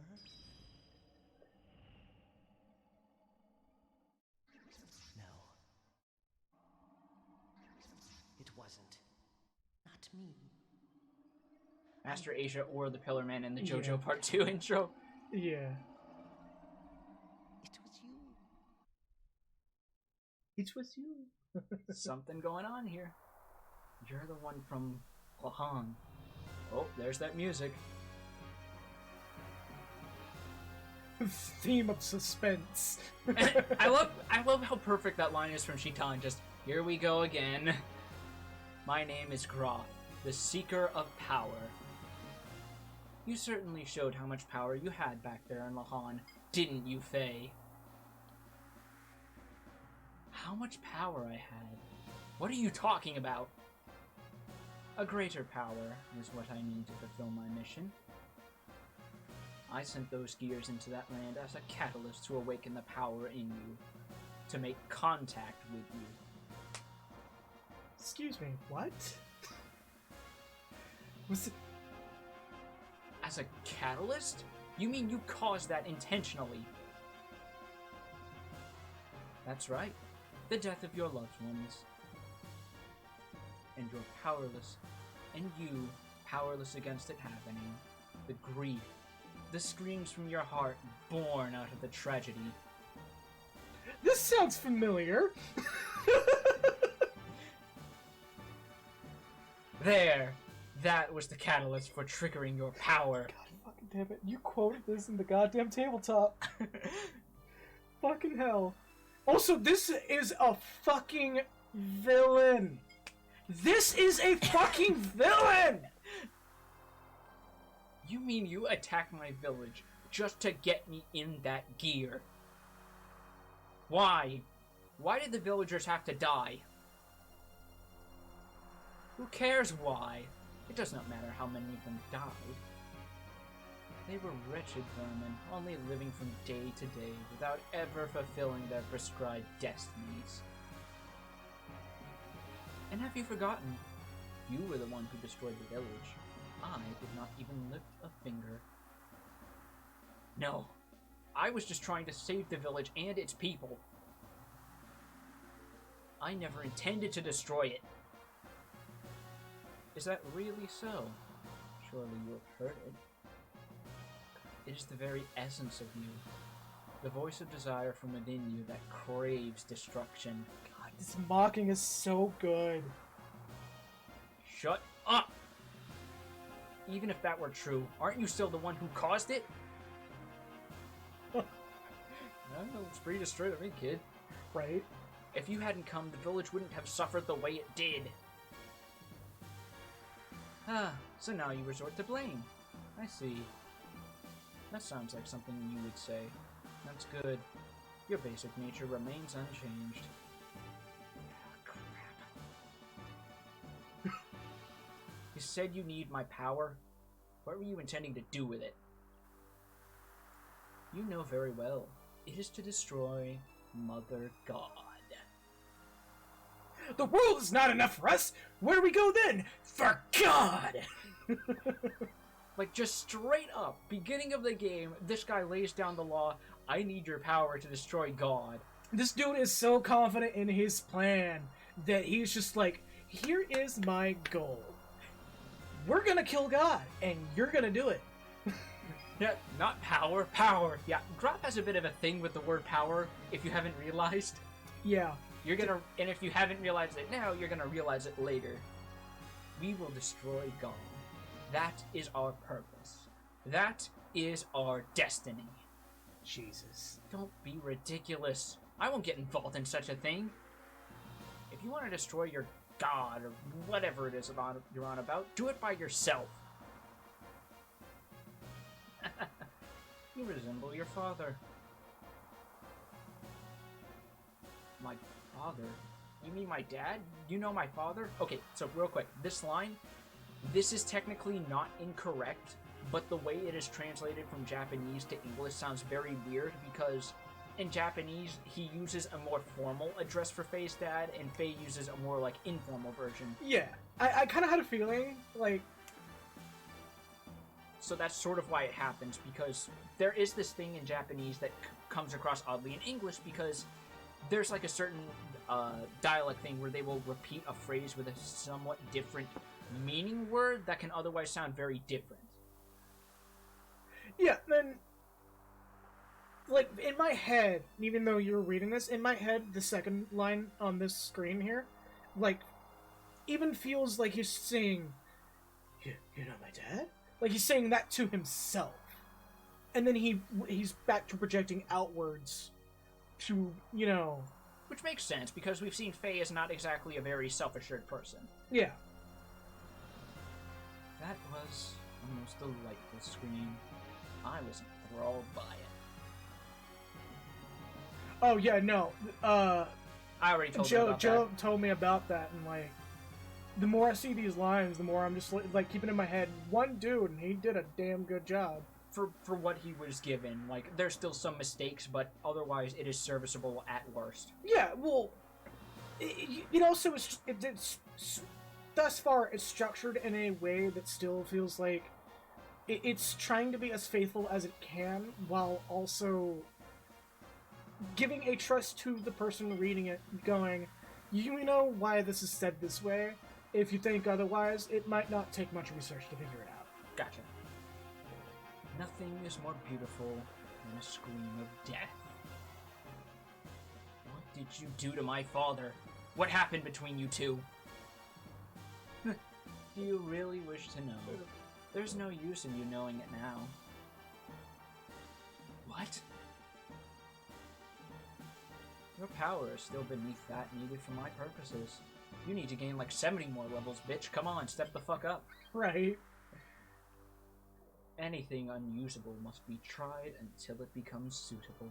I hope when the eventual jump away happens, the moon goes with them, so I can make the joke of him having the moon literally taped to the back of his mech. Just like this giant glowing moon wall that he has, that he carries around with him and folds up and stores away in like a compartment. Going, cool, that worked for the effect. I'm gonna keep that for later. This is actually helped by the fact I think this is one of only 2 or 3 scenes in the entire game where a full blood moon shows up. Yeah. Like he was down for it the first, and the second time he shows up, he's just like, I think it's a bit of overkill. Oh hey, we were just talking about Dune last week. Right. What will you do, Faye? If you die here, then so be it. You may indeed gain some happiness from not knowing, but surely that is not what you truly want. If you want to know the truth, and that is what you want, isn't it, Faye? Then this is what to do. Yeah, he's got like a monologue button. Yeah. Like, this is a game where I'm pretty sure after a certain point, everyone in the party is just like, okay, shit, villain's going on about his bullshit. Who brought sandwiches? Alright, who wants the ham and turkey? Who wants the egg salad? Motherfucker, why did you put pepper jack on this? This wasn't supposed to... Fuck it. Is that... Yep, total sentence imposed is 10. To do that, you must destroy others by using your own strength. Then, you will gain all that was lost in exchange for that scream of death. Well, wait, we're not finished talking yet. Unfortunately, I think we are. So, this is our, technically 4th quote-unquote boss fight against the rather originally named Worm with a Y. Looks like the... Look at this fucking Tsuchinoko over here. Look at this beer belly ass worm. A wild butt plug appears, yeah, right? So, Worm is a bit of a gimmick boss.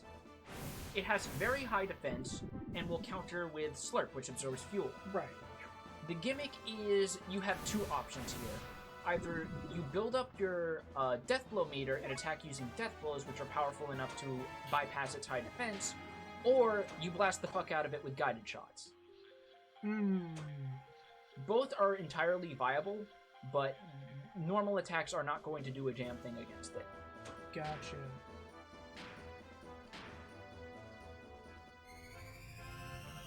Yeah, by the way, Reltel's version of guided shot?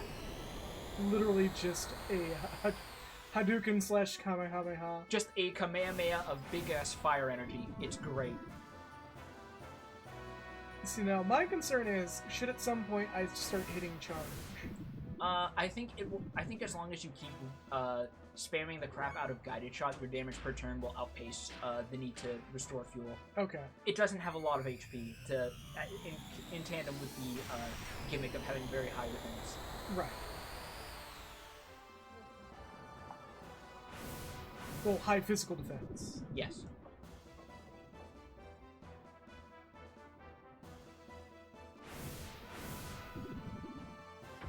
See, for a second there, I thought he was dodging.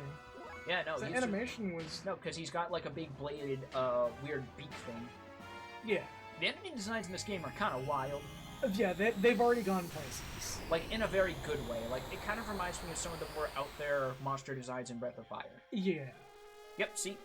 That's all it took. And then it just made a weird noise like someone lit one of those talking Elmo dolls on fire. Somebody squeezed one of the screaming chickens. Yeah. Put it We get 1,000 experience points for that. And an eyeball. Yeah, I mentioned before, this game does have, like, selling fodder items. That's one of them. Yeah, well, I mean, technically I have 2 now. You have a full set? Yep. Are you alright? Faye! I'm fine. The gear seems to be broken, though. I am so glad that you are unharmed. The gear had only temporary repairs made on it. There you go. They were not made to survive an outright battle like that. Hey? How the hell did you already break it again? Right. I mean, I think at this point we can just say that Faye is walking tech bane. He's the kind of guy who turns on a computer, clicks on the wrong thing, suddenly he's got 10 different virus pop-ups and a desktop stripper. Faye, I think we should remain calm. Huh? I think Faye is the most calm he can be, for better or for worse. Faye? It's about to increase his kill count. No, I think he's just in one of his low moves again.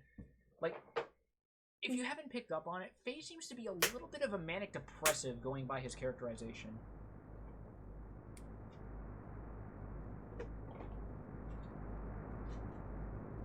Yeah, there's Weltall just on top of that thing. So yeah, we basically just got thrown onto a big ass sand prison ship. Yep.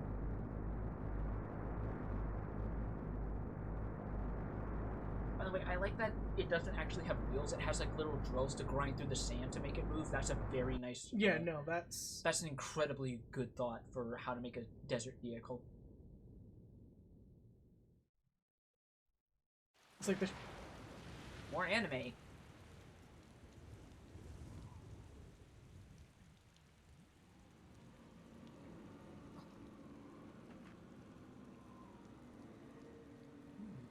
There's Groff, and there's 2 men we haven't seen. Let us join together. It's about how I imagine he would sound. That is not a bad voice for 98 standards. No, that is very... I never thought we'd meet again like this. It must be fate. How ironic.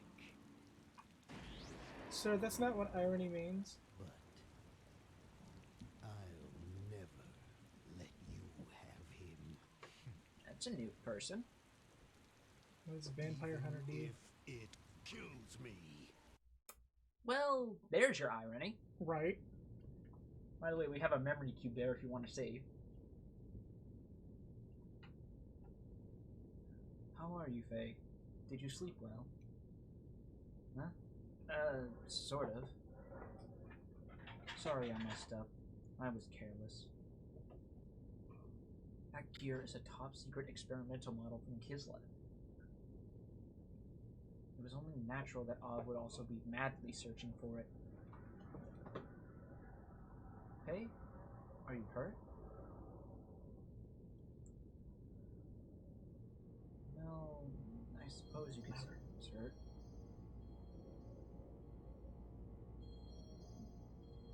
New music. That man in black spoke of your father's fate. Is that what is wrong? There is that too, but this is actually a somewhat important song. This is a very widely recognized one. Like, we're going to be hearing this at some very specific moments in the game, basically. Gotcha. It's the other stuff he said. Faye strikes me as the kind of guy who would unironically watch backyard wrestling. It's real, I swear! Oh my god. What happened at Lahan was all planned to get me to ride in that gear, or so he claimed. My favorite backyard wrestler is Kimbo Slice. That's got me worried.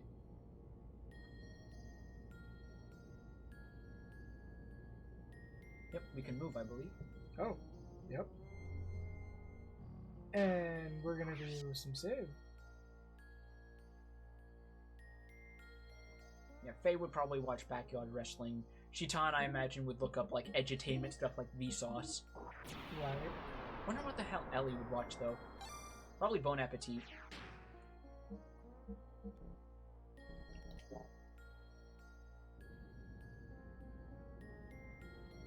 To get you to ride in that gear... Doc, before the village was destroyed, I lived without doubting myself. But it's different now. I don't know who I am. I've never felt like this before.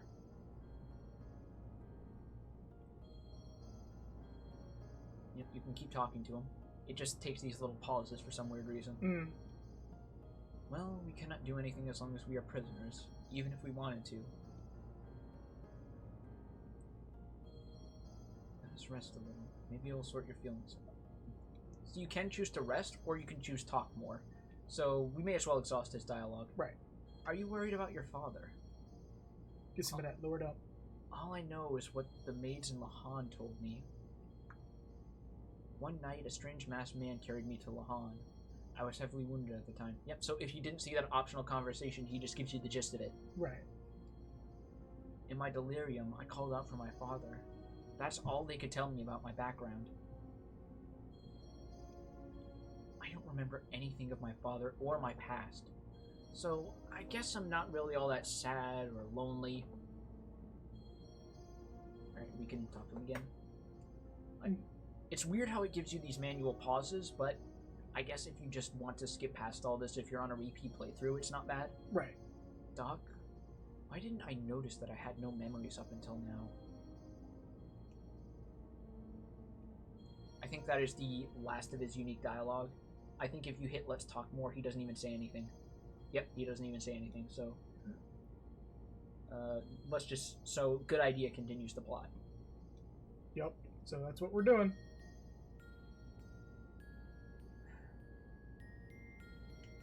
It was him. No mistake. That was no coincidence. Could it be that we are approaching the time of the gospel? So, real quick, when he says time of the gospel, I mentioned this before about hiragana in the Japanese version. The alternate reading for the word time in the beginning is reversal of gospel. Yes, the gospel. Oh hey, it's just the God Emperor of Mankind chilling out in this big-ass psychedelic painting room. No big deal. We are the people expelled from paradise and forced to live on the cruel surface of the earth. We who fill this land will once again return to the presence of God in paradise and live there eternally. That is the time of the gospel. That time is at hand.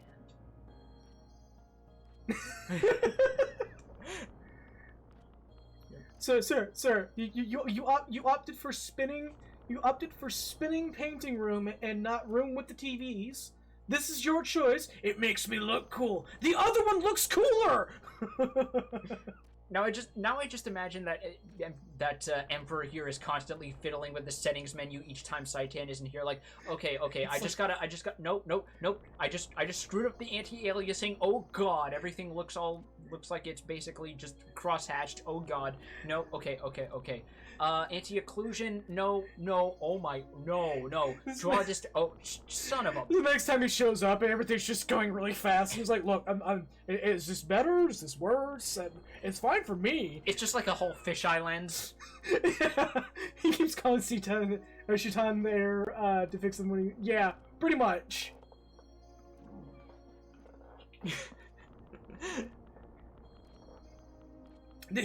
Shitan's over there like, "Did you turn it off and on again?" And yes, I did. Did you unplug the battery? You unplug those?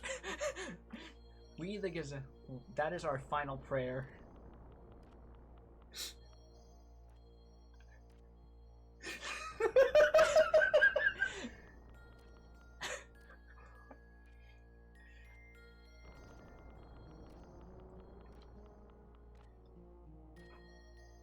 I mean, I know people love them some old 98 desktop screensavers, but this is a bit much. And it's like he wanted to install flying toasters, instead he got flying tornado. He got a flying tornado of portraits. Our final prayer to escape from that fate that was determined at our genesis. Some tells me that's in some weird kanji too. Yeah, everything that's got dashes next to it is a hiragana term, basically, so it had an alternate reading in the Japanese script. Shaitan, how do I get into my email? What icon is email? Good freaking god, that gave me flashbacks to work. Oh, please, no. Let me turn the game down on that a little bit. Good god, that joke. Oh, no. What do you mean, log in? It's just It's supposed to log me in for me! I just imagine that one Facebook post that Vinny also memed, but instead it's like the Emperor's character portrait pasted in. How do I order corn? Order corn. Yeah. Like he's had the headset the whole time, and every time fucking Fi is there, he's just like, huh? What? Oh my god, I had so many of those that would always give me anxiety when I worked at Walmart because I could never tell if they were talking to me or talking to someone else until I looked closely and I was just like, oh my god, fucking headset. They give you this weird, dirty look when you're like, you talking to me? Yeah. Like they expect you to know.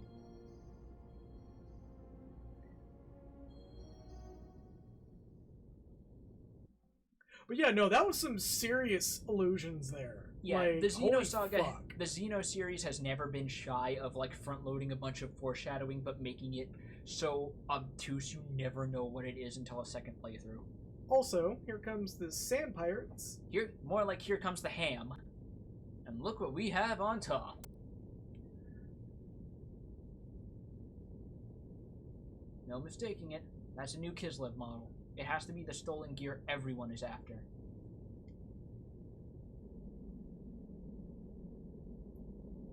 Look at this precursor to Zeke right here. Yo.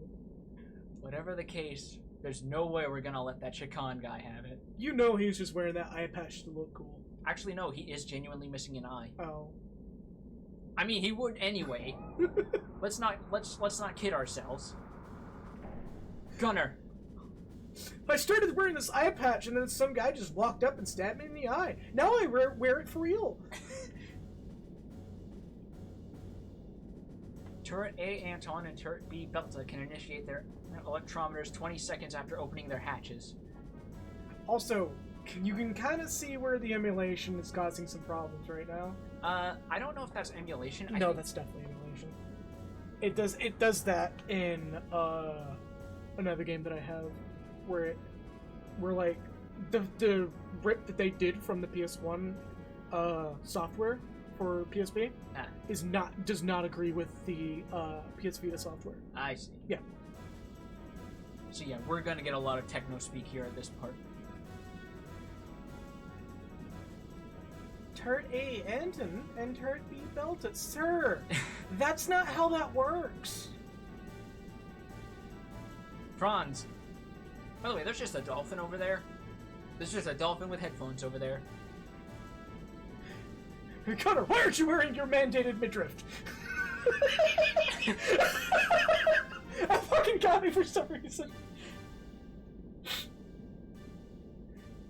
Why aren't you wearing an eye patch too? Depth perception is kind of a requirement. I don't hear anything other than the flowing sound of sand. No suspicious radar activity detected. Marseille. Ooh, that is definitely not spelled right. Matria's units are on standby at the catapults. They'll all be able to launch 1 minute after we resurface. Resurface? Good, let's do it. This motherfucker is like the Edgar of this game. Funny you say that, because Soraya Saga, who helped Tetsuya Takahashi with this, she was actually responsible for writing damn near everything to do with Edgar and Sabin except for their character classes. Oh, okay. So she pretty much went, yeah, I want another one of these. What is happening? What was the alarm all about? Not again. Young master, hold on a second. If they do a fusion dance, they'll have depth perception. See, now the mandated eye patch joke. That is even more topical suddenly. Battle stations, everyone. Surface navigations, begin operating the sand pump.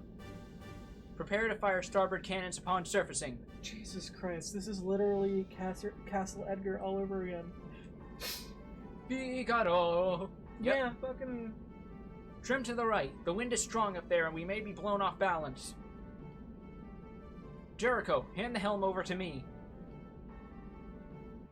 Sir, my name is Ted. What is that?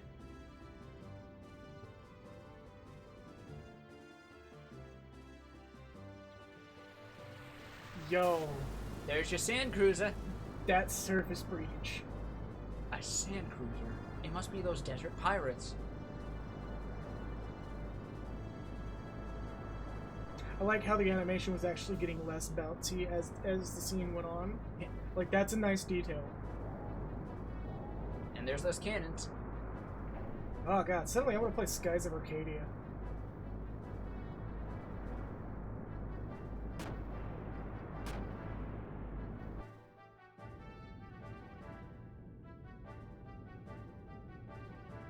Alternate firing between A Anton and B Belta. Calculating adjustments. Oh yeah! Oh yeah! Switch modes over to salvos after the initial shots. Let's slow them down. Get ready to give them a spanking they won't forget. God, I'm really wanting to play Skies of Arcadia suddenly. Young master, please wait. It may just be a requisition ship, not a warship. Let me handle this. Whether it's a warship or not, it's carrying a new gear. Gunner, let him have it. Yeah, that is kind of the Xeon logo on the nose of the... Yeah. Isn't it? I was about to make that comment, but...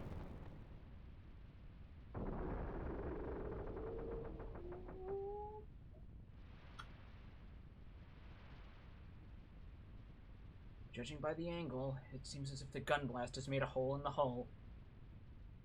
We will probably sink within minutes. A few minutes. Doc! It is locked. Somebody free us! Ah! So we wanna fucking run? Oh, is this legit timed? Yes. Oh. Alright, so run up to the door, and there is a switch for the... Alright, run up to the wall, and...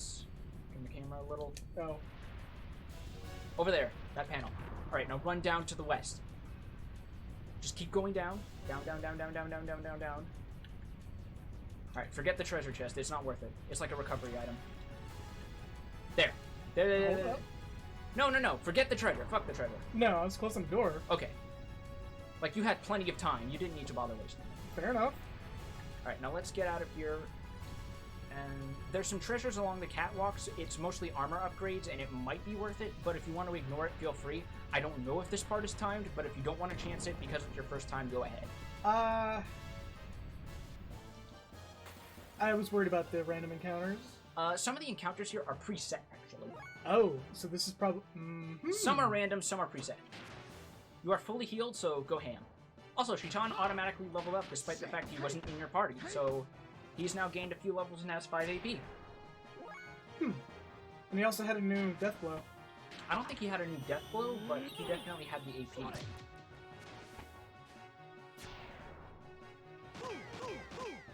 Oh!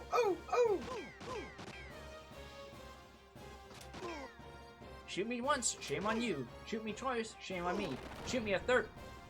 Yeah. I think that only happens once per fight or once every few turns, but yeah, considering this place is going up in blazes, makes sense. Yeah, no, that's... See.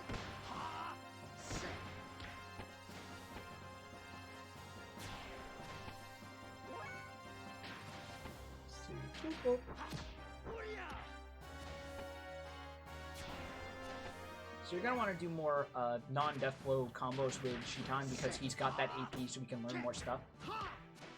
Oh.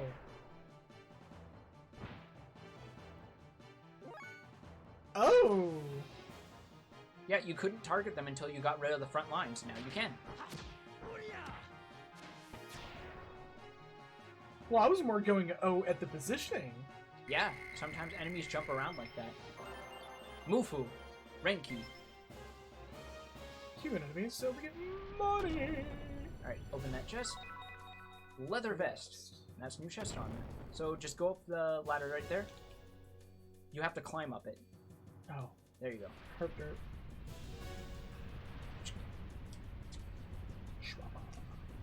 That was close. Okay, so you are basically in a safe zone. There's no more danger, if any, of getting fucked over by timers. Yeah, because it's... So this is a very good point to save. Absolutely.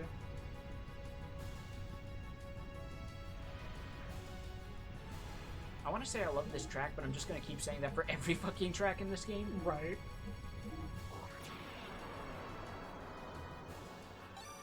Like, it has that quality where clearly Mitsuda or whoever did the mixing knew what they were working with in regards to the sound fonts when they put things together, but it would still probably translate really well to more classical instruments like what you hear in Xenoblades OST. Yeah. I mean, considering how much it draws on Mecha series, this would translate beautifully into, like, full orchestration, like some old school stuff. So, I think... Triangles, X, maybe? Yeah. It shows you the combo paths, which is very appreciated. Yo, that was cool. Astral projection with him. Right?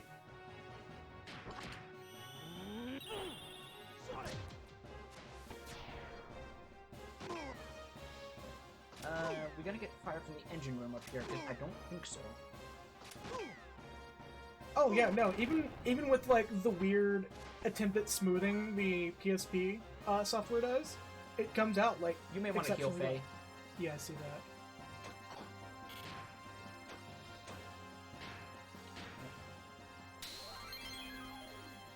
Ooh, that's a classic noise. Yeah, no kidding. 96, which is nearly twice what Faye can do.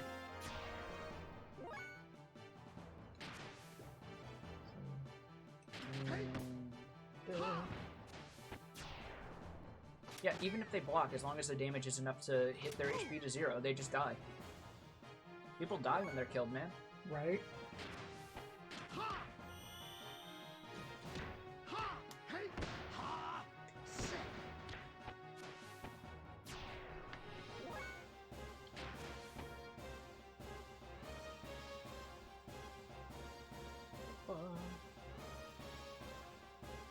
We just gotta take care of this guy.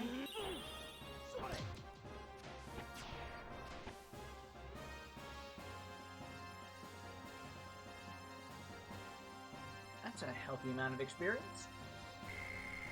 And yeah, this whole rotating camera thing is indeed like a bit odd, even for me, and it feels very in place in this year. But in the 90s, it was probably people just going, "Oh my god!" Leather hats.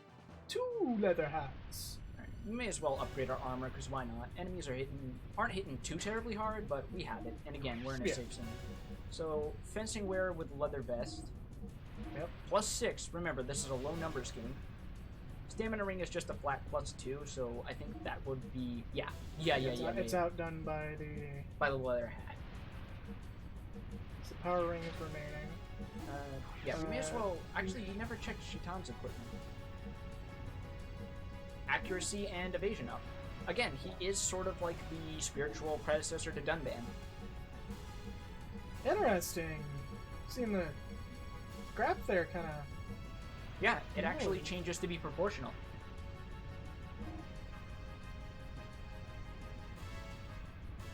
Also, I'm pretty sure Shitan is straight up the fastest character in the game because very few others have agility in the double digits. Yeah. Like, his is straight up 13. I think the fastest character behind him has like 11. I think that's yes. Yes, there is a ladder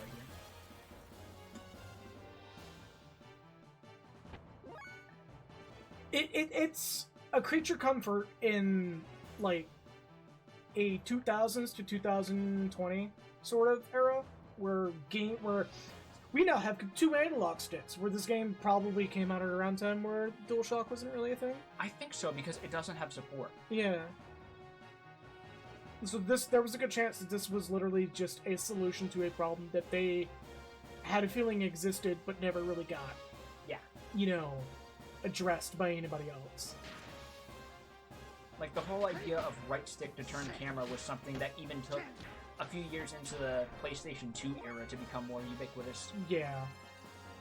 You'd think that this game would make more waves. I mean, it was pretty popular in its day, like nearly everything Squaresoft put out there, but it just sort of got forgotten with time.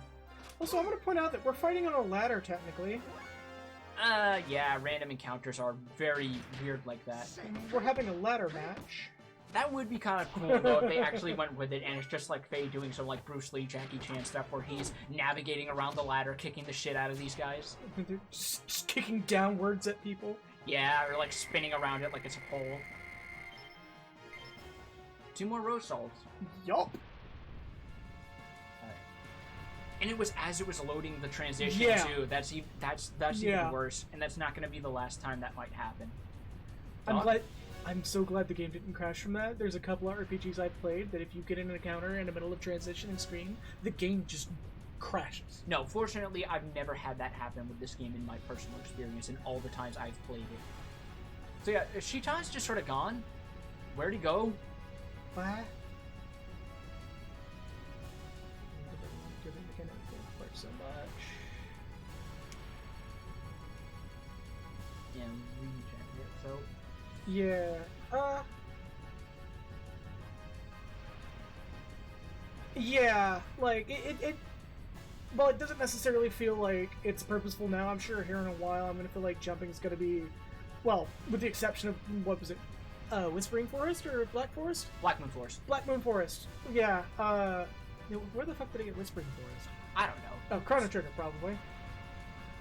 Yeah, like, Black Moon Forest kind of nudges you a little bit for that. This exact moment is going to be going to make that a bit more of a thing, and you'll see why. Where'd you go, Doc?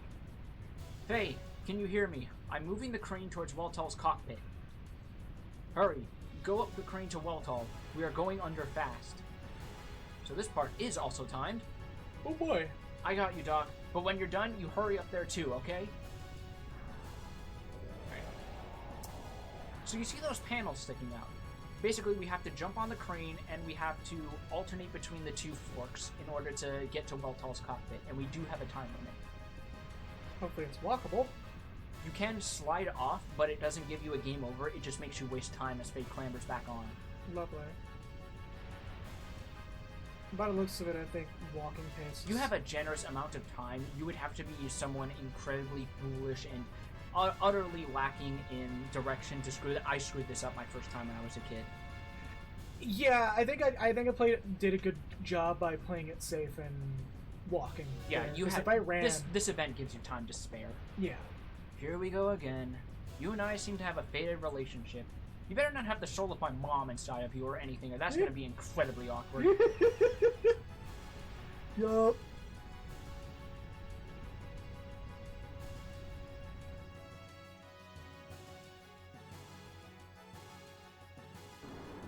And...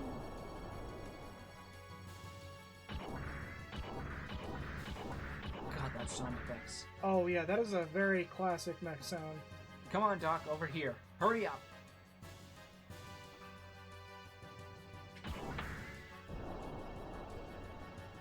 Just steps on the sand. I love that light bend. That light bend was very good. Yeah, the ripples from like powering up the boosters or what have you. Like you don't even get that in modern games.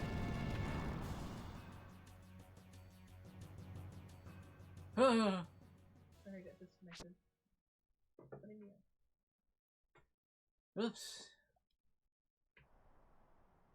Are you okay, Doc? Well, Dr. Shitan Uzuki. Feels like you've sacked your saccules and tickled your utricles enough times for one life. Oh, dizzy. Sir, you know, that's not appreciable language in this here Christian game. Sorry about that, Doc. I didn't have time to open up the cockpit. So he basically just wrote in the hand. Yeah, no, that... Are you really okay, Doc? Faye, I was only joking. Writing in the hand was not so bad. Just don't squeeze. I can see what's so good about this top-secret experimental Kislev machine. Yeah, when I started it up, it began doing all kinds of stuff by itself. The environmental response system and weight reduction hovering kicked in straight away, automatically. Faye, how do you know what that is? Oh, it just said this stuff on the screen. I have no clue what this does. I basically just move this to punch stuff. It does everything else on its own. You know, you're probably not that far from being right on that. I probably am not. Because that is definitely something that it would do. Yeah, that is part and parcel with something like this. Yeah. Save yourselves, but leave your friends to sink in a sea of sand. Don't you believe in comradeship? Huh? Huh? So, by the way, about that incoming ham... Right. Oh, look at these pretty gears. By the way, see that? It has an eye patch. Oh my god. There is no reason for it to have an eye patch, but he just put one on it anyway. Hey, we got any spare steel bands we can put on this thing's head? Yeah, why? I need to give it an eye patch. It's not very manly of you two to leave your platoon to die while you run away in a gear, you know. He lowers his response rate.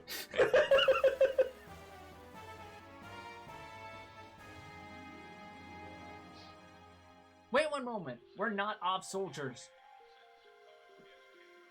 Huh. Can't you make a better plea for your life? You come jumping out of an OB ship and claim that you're not soldiers. Stop trying to fool me. I tell you, it's true. How pathetic are you? Something tells me we're about to tip him over. Even if you're the pettiest of soldiers, how's about showing a little spine? And put up a decent fight. Stop it! I'm telling you, I'm no soldier. I don't want to fight. How nauseating. Why don't you stop grumbling, leave the gear, and run away? Ooh! Homie got the whips and the weapon. Something tells me he's the guy with the whips. He's got the Belmont special going on. Right? For someone who doesn't want to fight, you're quite powerful. Sir, does your gear happen to be named Epion? Yes? No? Not keen to respond? I think it's actually... Yeah, it's named Brigandine. I had a feeling. I see. An all-environmental model. So that's it, huh? Now I want it even more. Oh. Yeah, this is an actual fight.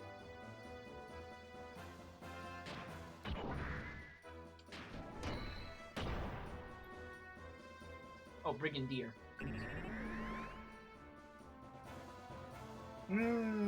That's a cheeky buff. Or cheeky debuff. Yep. Accuracy and evasion down, which means... Yep, and it actually shows you camera damage. Yeah. I think death blows are fairly high accuracy, so don't worry about that.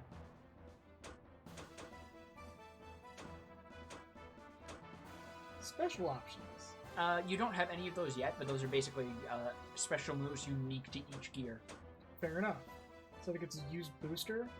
Booster is haste, but you lose fuel every turn. Gotcha. Okay. So...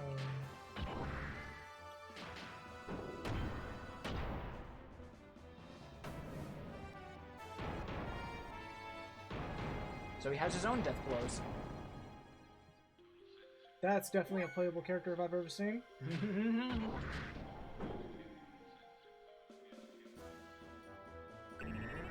Now, surely there's a way to stop that from happening. Nope, you just have to take it. Lovely. So it keeps refreshing the timer on that. Actually, it stacks. Well, how about this? Bitch! Yeah, it stacks, and I believe there is little, if any, time... Oh, that's decent damage, actually. Yeah, you may as well just do that. Fuck it. Yeah, no. It's definitely gonna happen. I mean, it makes sense they would give him low ether defense because if he's gonna come in swinging with an accuracy debuff, he may as well. Yeah. He's got that Secunda going on. He's played a few SMT games in his day. He knows what's up. Yup. Bip bop. Bip bop. Bip bop. Boop. That has an oddly satisfying rhythm to it. It does. That's why I just started calling Bip bop for no reason.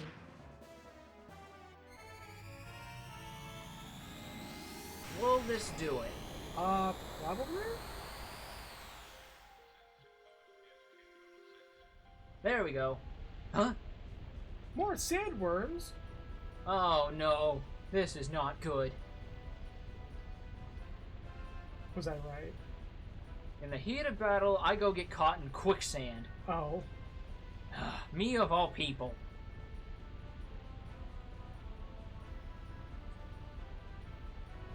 Damn, it's all your fault.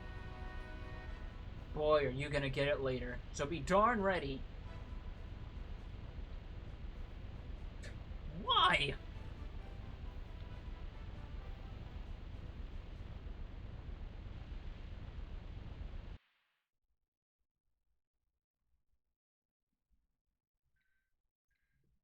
And now we're in a cave. Here's the part where we have a heart-to-heart. I would actually love if a remake of this game came out and they did include heart-to-hearts from Xenoblade. Right. All I want you to do is leave the... Hey, you're not an off soldier. I told you that in my intercom transmission earlier. You're the one who refused to listen to me, right? Sorry, yes, I remember you were saying something like that. I went off half-cocked and thought you were the enemy. Oh, I'm having to keep reminding myself that he's a pirate and not Kislev. Yeah. My name's Bart. I'm the pirate that works this territory. Ah, yes, a man who will fear bartenders. My name is Faye. I was arrested for no apparent reason. You stole a motorcycle! No apparent reason, my big toe. No apparent reason to the point of being innocent, even though I've stolen 3 things now! And was nearly going to be sent to a concentration camp until you blew the thing to blazes. Yo, you just went straight to a gulag. Anyway, I'm glad to have been able to survive. I see. Well, I'm glad I at least helped you out a little. But I didn't expect a civilian like you would be riding in a military gear. Besides, this gear's a brand new model. I've never seen this type before. Let's just say that a lot of things have happened. It wasn't like I wanted to pilot it. Oh, also it's a seed type. What? No. No! No! Where are we anyway? Looks like we fell into one weird place. I've never heard of a huge stalactite cave such as this existing under the desert before. What? You don't know anything, do you? Where are you from? The desert only covers around 1,000 sharls of the outer layer of the earth. So yeah, this game has its own systems of measurement. Which probably loosely matches kilometers. Yeah, I think it's something like Charles is like 0.08 or 0.09 meters or kilometers or something like that. The stratum underneath that consists of igneous rock. From a sea of trees to a sea of sand, and now a stalactite cave. What's next? Adventure! Denuo! What are you talking about? Oh, nothing. Never mind. We're in trouble. Look, the hole we fell through disappeared. Better find some other way out. So, you want to call a truce for now? I know a lot about rocks, ever since I found out archaeology involves giant robots.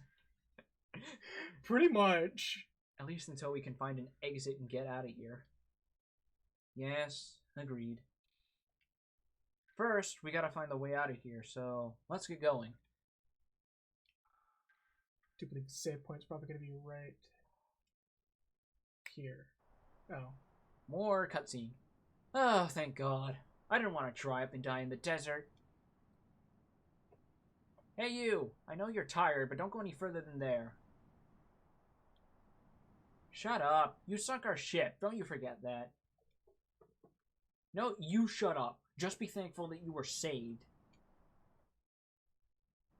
Excuse me. Is there anyone who is almost dead with no arms and legs or is in need of an abdominal operation?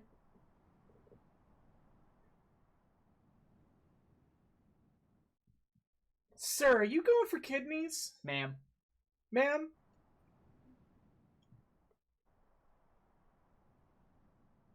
No one? Well, that's depressing.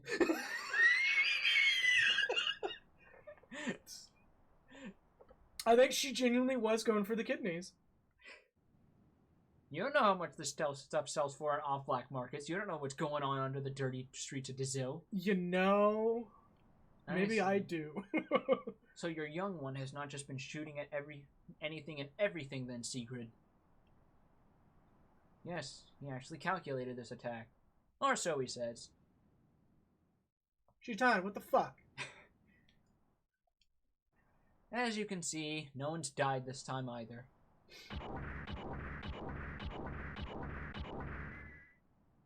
Sigrid, sir, the collection of goods and soldiers from the off transport is almost complete.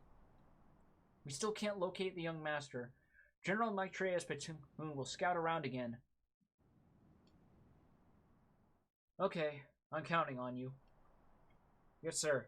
Since I'm part of the unit, I'll also excuse myself. Well, nobody except those guys Faye beat the shit out of while escaping. No shit. Yeah, those were probably knocked out and died with the rest of the ship. But man. We don't talk about them. Old school RPG rules. We don't. No one is dead unless we expressly say they're dead. They went AWOL before they got on the ship. They went. They took a nice vacation somewhere down south in the tropics. It's fine. They were handled by our top men. So what happened to this young one you call master? He fell into an underground cave with that other guy in a gear. He's near an old excavation site and he's riding in a gear, so he'll probably be able to come up somehow. No, wait, I see the parachutes. They're okay. A gear comes by and just grinds them up in their engines. Oh! Oh no! Oh god!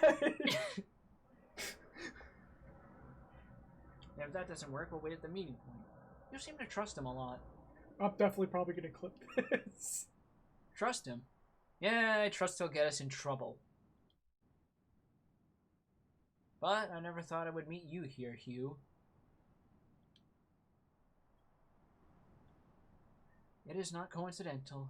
It is an inevitable consequence, I assume.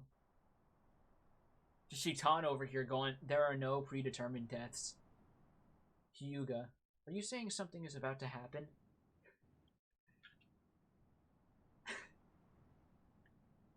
Even everybody's just like, yo, you are holding information from us right now, and you need to spit it out. Nice pan over as we get our first dungeon in Gears. So, we can now open the menu and actually look at our stats under the gear menu. Well, I'm going to save first, and we're going to do a quick break. Yeah, get some drinks. Yep. Because we've been talking a while. I'm a little parched.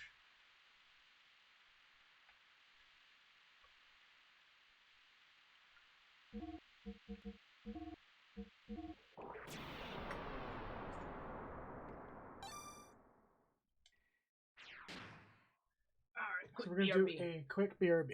I'm gonna get a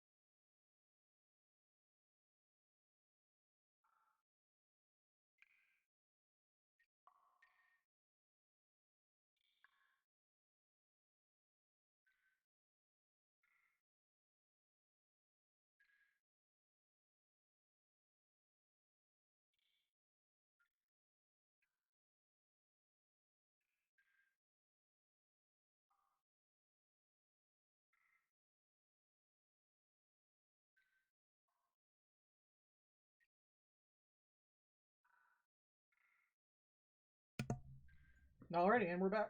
It's a quick BRB. So here we are in our first gear dungeon, which means we can actually look at our gear stats in the menu if we want. Oh yeah, no, actually I probably should. Not to mention we have a new party member in Bart. Which he is lower level than me. Yeah, because of the way this game's level scaling works, Right. which, thank God they at least let the party members scale to a certain level when they join you instead of being a preset level. I think FF7 did the same thing, which makes sense because I told you before, this game is likely in the same engine. So we have our gear stats here. We have Voltal, who still has the damage from that previous fight, and he also has gear accessories where there's no express armor apart from extra armor and the old circuit, which I believe is a percentile defense boost and also boosts response, which is basically accuracy and evasion rolled into one stat. Right. Ether Amp is kind of what it sounds like. It is an amplification of our character's innate ether abilities. So the higher your character's ether stat, the more it will affect the potency of ether abilities used when they're in their gear. Okay. Gear option is just the special abilities, which we don't have access to. Get on off is pretty self-explanatory. Yeah. Although you can also use the shoulder buttons as a shortcut to make everyone get on and off their gears when you're on the map. Gotcha. Okay. So Brigadier is a little tankier, has 100 more HP than us, and Okay. also seems to have accessories that boost its agility in the desert. I don't know if this cave technically counts as being in the desert still, but I would hope it does. It is really quiet. Yeah. You'd think there'd just be like some. But Yeah, they don't. I guess they didn't put the sound effects in when you're walking around as sprites because they didn't want it to bug the player out. no, that's perfectly okay.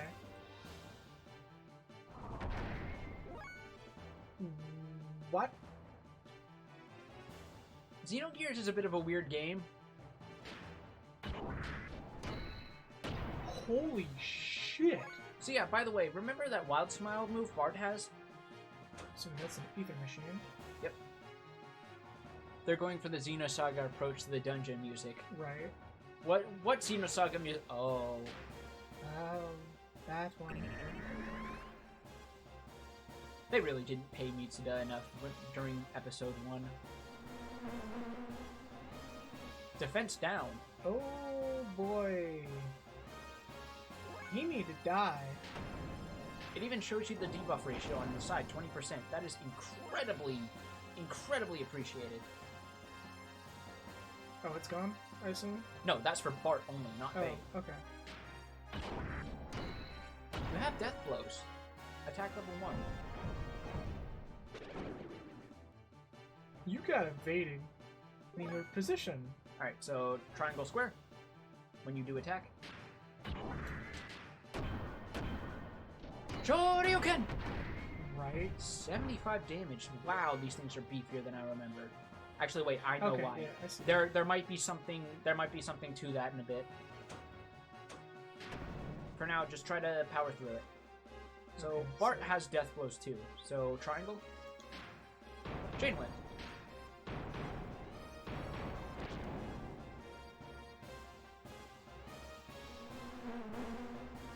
So now he's at 40% defense down. Jesus. Alright, let's see how much guided shot does. Probably wrecks his shit. We can only hope.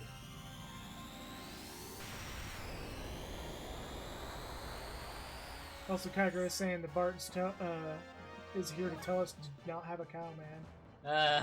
Yeah, I was kind of avoiding that. It's kind of low-hanging fruit, but at the same time... Everyone's made that joke. Yeah. Everyone's made that fucking joke. Okay, so Wild Smile is definitely not... It does stack. Oh, I probably should have used it then. Good God, this thing is beefy. Again, there may be a reason for it. We will get into that later. But I am actually kind of surprised we ran into one of the... This is the strongest enemy in this dungeon, and we ran into it first, so that's some LPer's luck right there. No shit. He is not liking Bart right now. To be fair, that's kind of in character with the narrative. I'd say You'll see why in a bit. But let's just say Bart has a bit of bad luck. So what? Triangle. It's doing no damage. The death blow part itself, does. Yeah. Okay. So same as Worm. Alright, well, I'm just gonna keep building a meter for him. At least thanks to the Wild Smile, you're evading his attacks, so... Yeah, I'm gonna apply that and keep that going, because that needs to keep happening. Jesus Christ. So, try this one.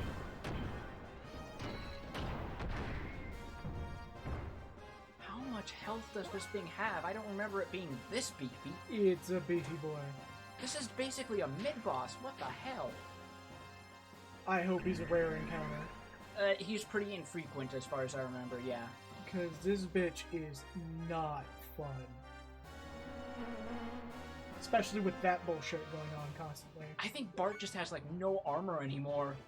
He might not. Jesus fucking Christ. Yeah, just do triangle attacks to save the fuel because your normal attacks aren't going to do any damage. It's only the death blows. Gotcha. Let's go for Faye. I might apply another Wild Smile on him. Right. Swear. Ba, ba, ba, ba, ba, ba. What the hell? He's not wanting to die. Just chain whip, do something, come on.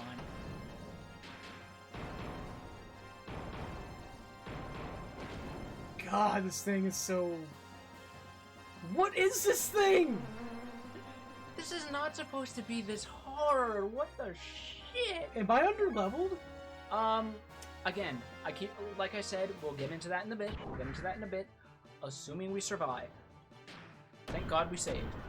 Yeah, no shit. Yeah, even Kaiger is like, he's flummoxed. Just keep doing death blows. Come on. Let's see, try this one. Yes, thank God. So all gear-sized enemies have a different pose for when they have low health. Okay. Oh. 705 experience though. Also, Kagura, this game is legally owned. Like, I'd say emulation, but I only say emulation purely because, peek behind the curtain here, it's on a PS Vita. So it's legally owned. Yeah, this is just the fact that, again, I keep saying this, we'll get into this in a bit. Like, I bought this game years ago. So, 690 gold, which is a lot, and extra armor plus 1. Okay. Oh, I meant it really A-smart. Oh. So, the game doesn't tell you super clearly where to go, but we basically want to hug the rock walls and we'll find the door out of here. Yeah.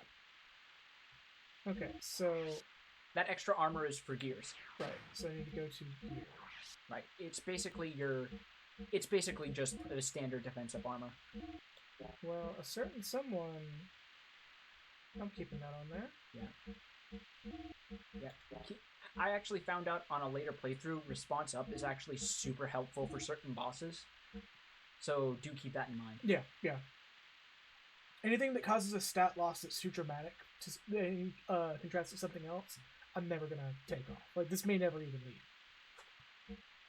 Well, there's definitely better response up accessories, so keep that in mind. Right, okay. Increases agility in desert, prevents camera damage. There aren't really a ton of enemies that do accuracy debuffs from this point on. Maybe a couple in this dungeon, but I would say keep it on, just to be safe. Okay, I was gonna put the extra AR on there, extra armor, but Yeah. I'll keep it on there. Yeah.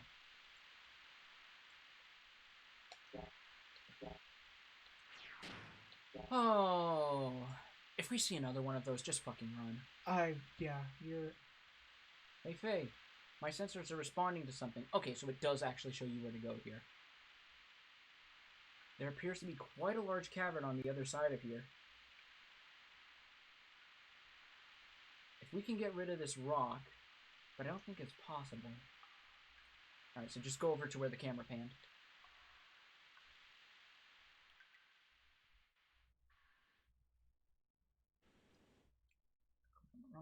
Hey, this is huge. What can we do with this? I doubt you can break it. Just punch it until it moves. Just Chris Redfield this shit, man. Bart would totally be down with that. Right? I guess we could try pushing it. Wait, no matter how you look at it... Is he actually gonna move it? What the heck are you doing? Hurry up and help. I mean, it's budging. Now it's moving.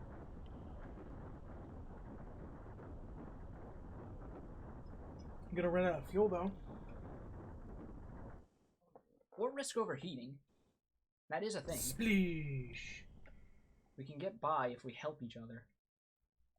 Fucking treasure chest in the pan over. That always gets me. That always gets me. It's still better than the shiny object in the scene, but... The hydromechanic pump for my knee joint is on the verge of breaking down. It's all because of that fall from the ceiling, all by pushing this mega colossal boulder. It won't be funny if my gear malfunctions in a huge cavern like this. Your friends won't come help us? It'd be a waste of time waiting. They probably won't come. But aren't they your friends? We believe in a liberal upbringing. They'll think we can escape by ourselves. I mean... I wonder if Doc is okay. Don't worry about the man you were with. I'm sure our guy saved him by now. What is it? You wouldn't have fallen in here if you'd only listened to me. Don't blame it on me. You should have surrendered instead of challenging me. Oh my fucking god. You're seeing the DNA from Zeke that this man passed down. Yeah. As a character. Yeah. A little bit of Ryan, but mostly Zeke. Don't be ridiculous. You're the one who blindly attacked me. What else was I supposed to do? I thought I might die if I didn't fight you. I was taking it easy on you. Couldn't you tell? You're a little bit dense. Don't lie to me. I know you were serious. What? You want some? Let's have it out. Right here. For a man who's bitching about the knee actuator. Nope. Wait, selling it right here comes first. I won't be able to get anything done until we settle this once and for all. I thought you wanted a truce for now? Getting out of here should come first. Once we're out of here, then I'll fight you all you want. Let's hurry up and move out of here. Bart just channeling that one fucking drill tweet. I'm not owned! I'm not owned! I yell as I slowly shrivel up into a corn cob. Right? I don't like you very much. If I can't kick your ass, I don't want to leave. Damn it, I'll get you when we get out of here. Yeah, that sounds about right at this point.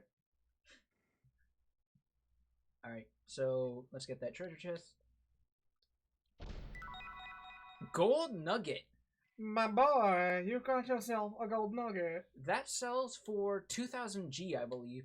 Oh, geez. So it's literally going the Pokemon route of the nugget. Yeah, it's selling just stuff. Alright, I think it's through here? We turn the... Yes.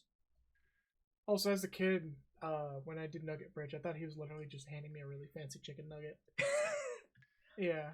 To be fair, I think every kid thought that. We didn't know what the hell gold was. We just saw a nugget and we thought, oh my god. Yeah, I'm a McDonald's! Alright. Oh, okay. These are far more your pay grade. These are tin robos, I believe. These are basically your Zakus. You got a big old bug in them, or are they just piloted by people? I mean, as in, they're basically the weakest mech enemies in the game. Yeah, they died in very quick order. Just kicks you in the fucking shin. Meanwhile, Loltall's over here doing fucking spin kicks. Yeah, he's just over here with that old Akuma special. Oh god, I just realized, Mafai's gear is low on fuel. Yeah, he's about down to half, but that should not be a problem if you just keep beelining the main passage here. Less Saku and more like balls. Yeah.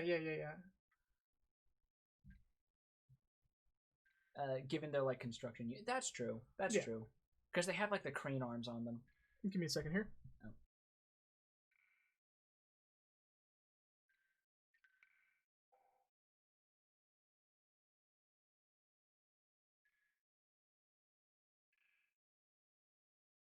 Motherfucker.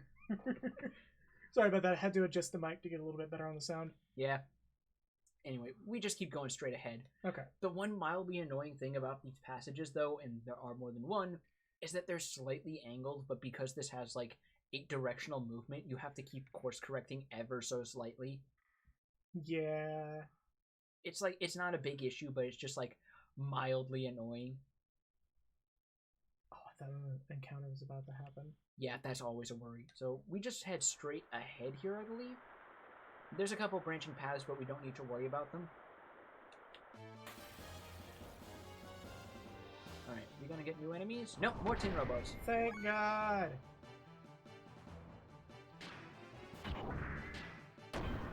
So since you're worried about fuel, I'm actually gonna let you in on a little secret I don't know if the game tells you. If you have an attack level built up and you go to charge, you restore more fuel that way. Oh. At 0, it restores 30 fuel. At attack level 1, it restores 50. So in short, I hit charge, right? Yeah. Boom. And charge is also basically your defend command. Okay. So he's good to go. So, up.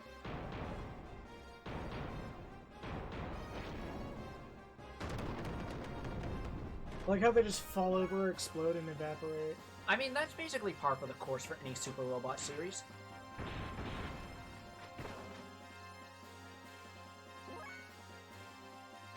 I'm gonna do a quick charge. Alright, maybe do a death blow here to just end it immediately. Yeah. So, boop. No, you're supposed to hit triangle to set it up. Whoops. Because the way it works is that each attack level is a certain button. So level 1 gear death blows are always triangle, level 2 are square, and level 3 are X. Oh, okay.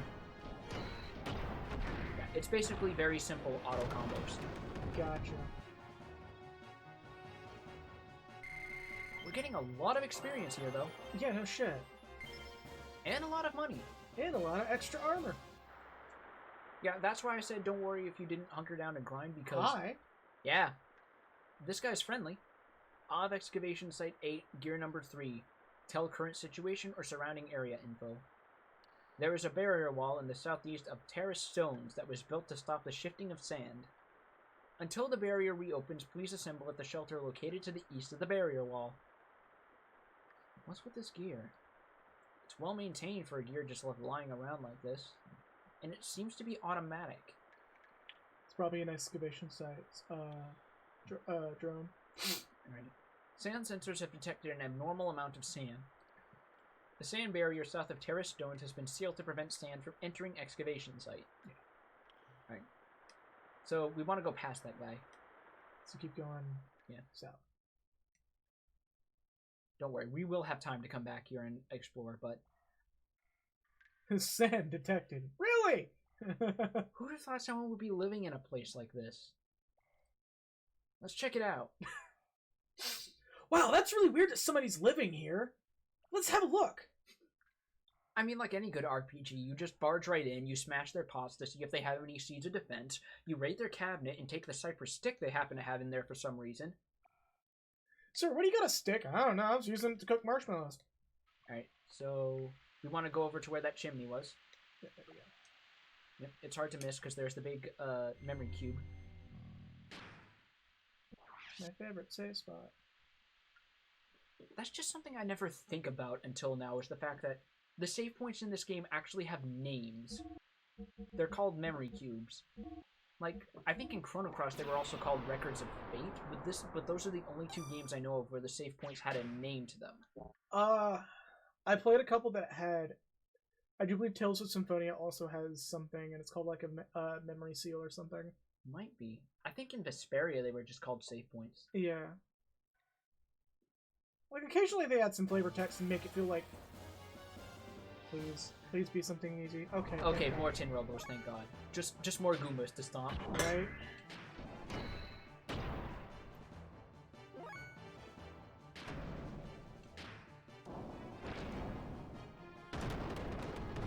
I love that noise. Like, the mech noises in this game are incredibly satisfying, and I love it. Like, they just look at Sunrise and go, you know what? We're going to do our own shit with that. Whoa, look at that boy. He just did a little... You got it, jukes. You got jukes. A little bit of divvy. Sir? Sir? This is why you don't drop your combos. This is why you need to dedicate yourself to the lab. Excuse me, but did they hire Darkside Phil? I think this is also the only enemy type in the game that actively has an attack that damages itself. That is... Wait, that was damage on itself. Yeah, it botched and it didn't damage you. It did 37 damage to itself. So it literally tried to do a command grab or something And just, botched. like, whiffed. Yep, it botched and it hurt itself. Oh my god. I'm definitely clipping that one. Hold up. That's at the 250 mark. Okay. Oh. Alright. I think we have to I think you can click on it just walk up and press X. Oh, I was just gonna hop out, but... Yeah. I mean, I think this one actually lets you just do that, so... Yeah, it just puts you out Nice. automatically. Very nice little quality of life thing. No joke. Look at the detail to this little rock hut, by the way. There's someone living in this place.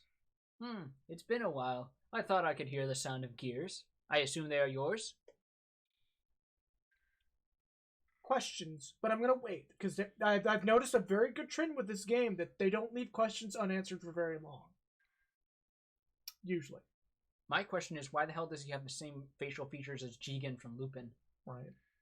Well, anyways, come back on in here and make yourself at home. I feel like he'd also be voiced by Christopher Lee. Probably. Well, anyway, come back in here and make yourself at home. It's a horrible Christopher Lee impression, but you get the point. Better than mine. Better than mine. I'm way too nasally for that. Right. No offense. Not taken. I'm the one who said it. Whoa, it's human Yota. What you get when you cross a cog with the gear?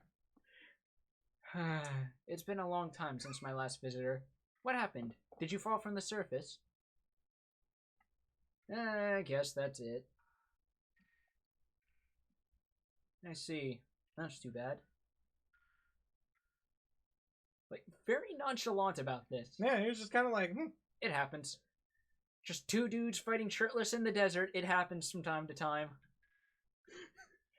You know, like, how casual he is about this, I feel like that we're not his first visitors, and that joke may be a little more a thing than we are led on to believe. But the legs seem to be playing up a bit. You mean you can tell what's wrong just by the sound of its footsteps? It's easy to know what's wrong with gears by the sound they make. I mean, they are mechanical. That's true. My guess is that one of them needs a new hydromechanic pump from its joints. That's a bit specific. It's making a nasty sound. It must be hard to walk with, too. Is that you, Stig? Oh, by the way, the name's Balthazar. But you can call me Old Man Bal. Excuse me! Balthazar?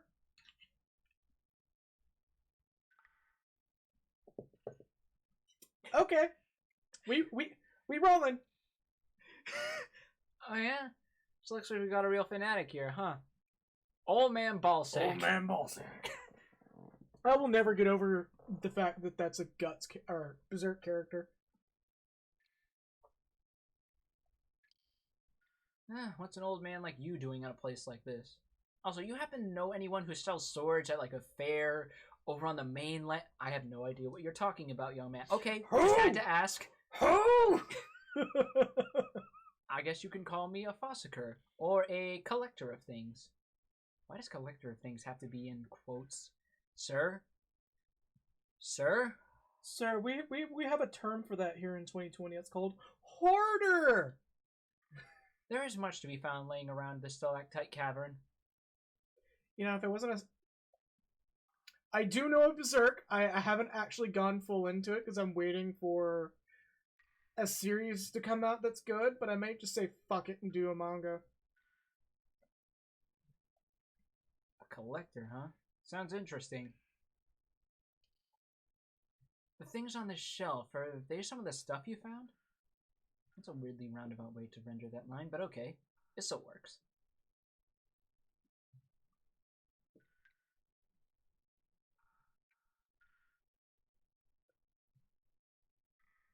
Yeah, I'm like reading this. I'm trying to. I think it might have just been like done like that for, text box capacity. The last time someone asked about Balthazar, they burst out of my pantry and claimed they were from the future. Right? And then they stole my cake, too. They just walked up and ate my only slice of strawberry shortcake. They brought me this red stone. Yeah, what year is it? You mean the fossils? They're one of the things I collect. Feel free to have a look at them.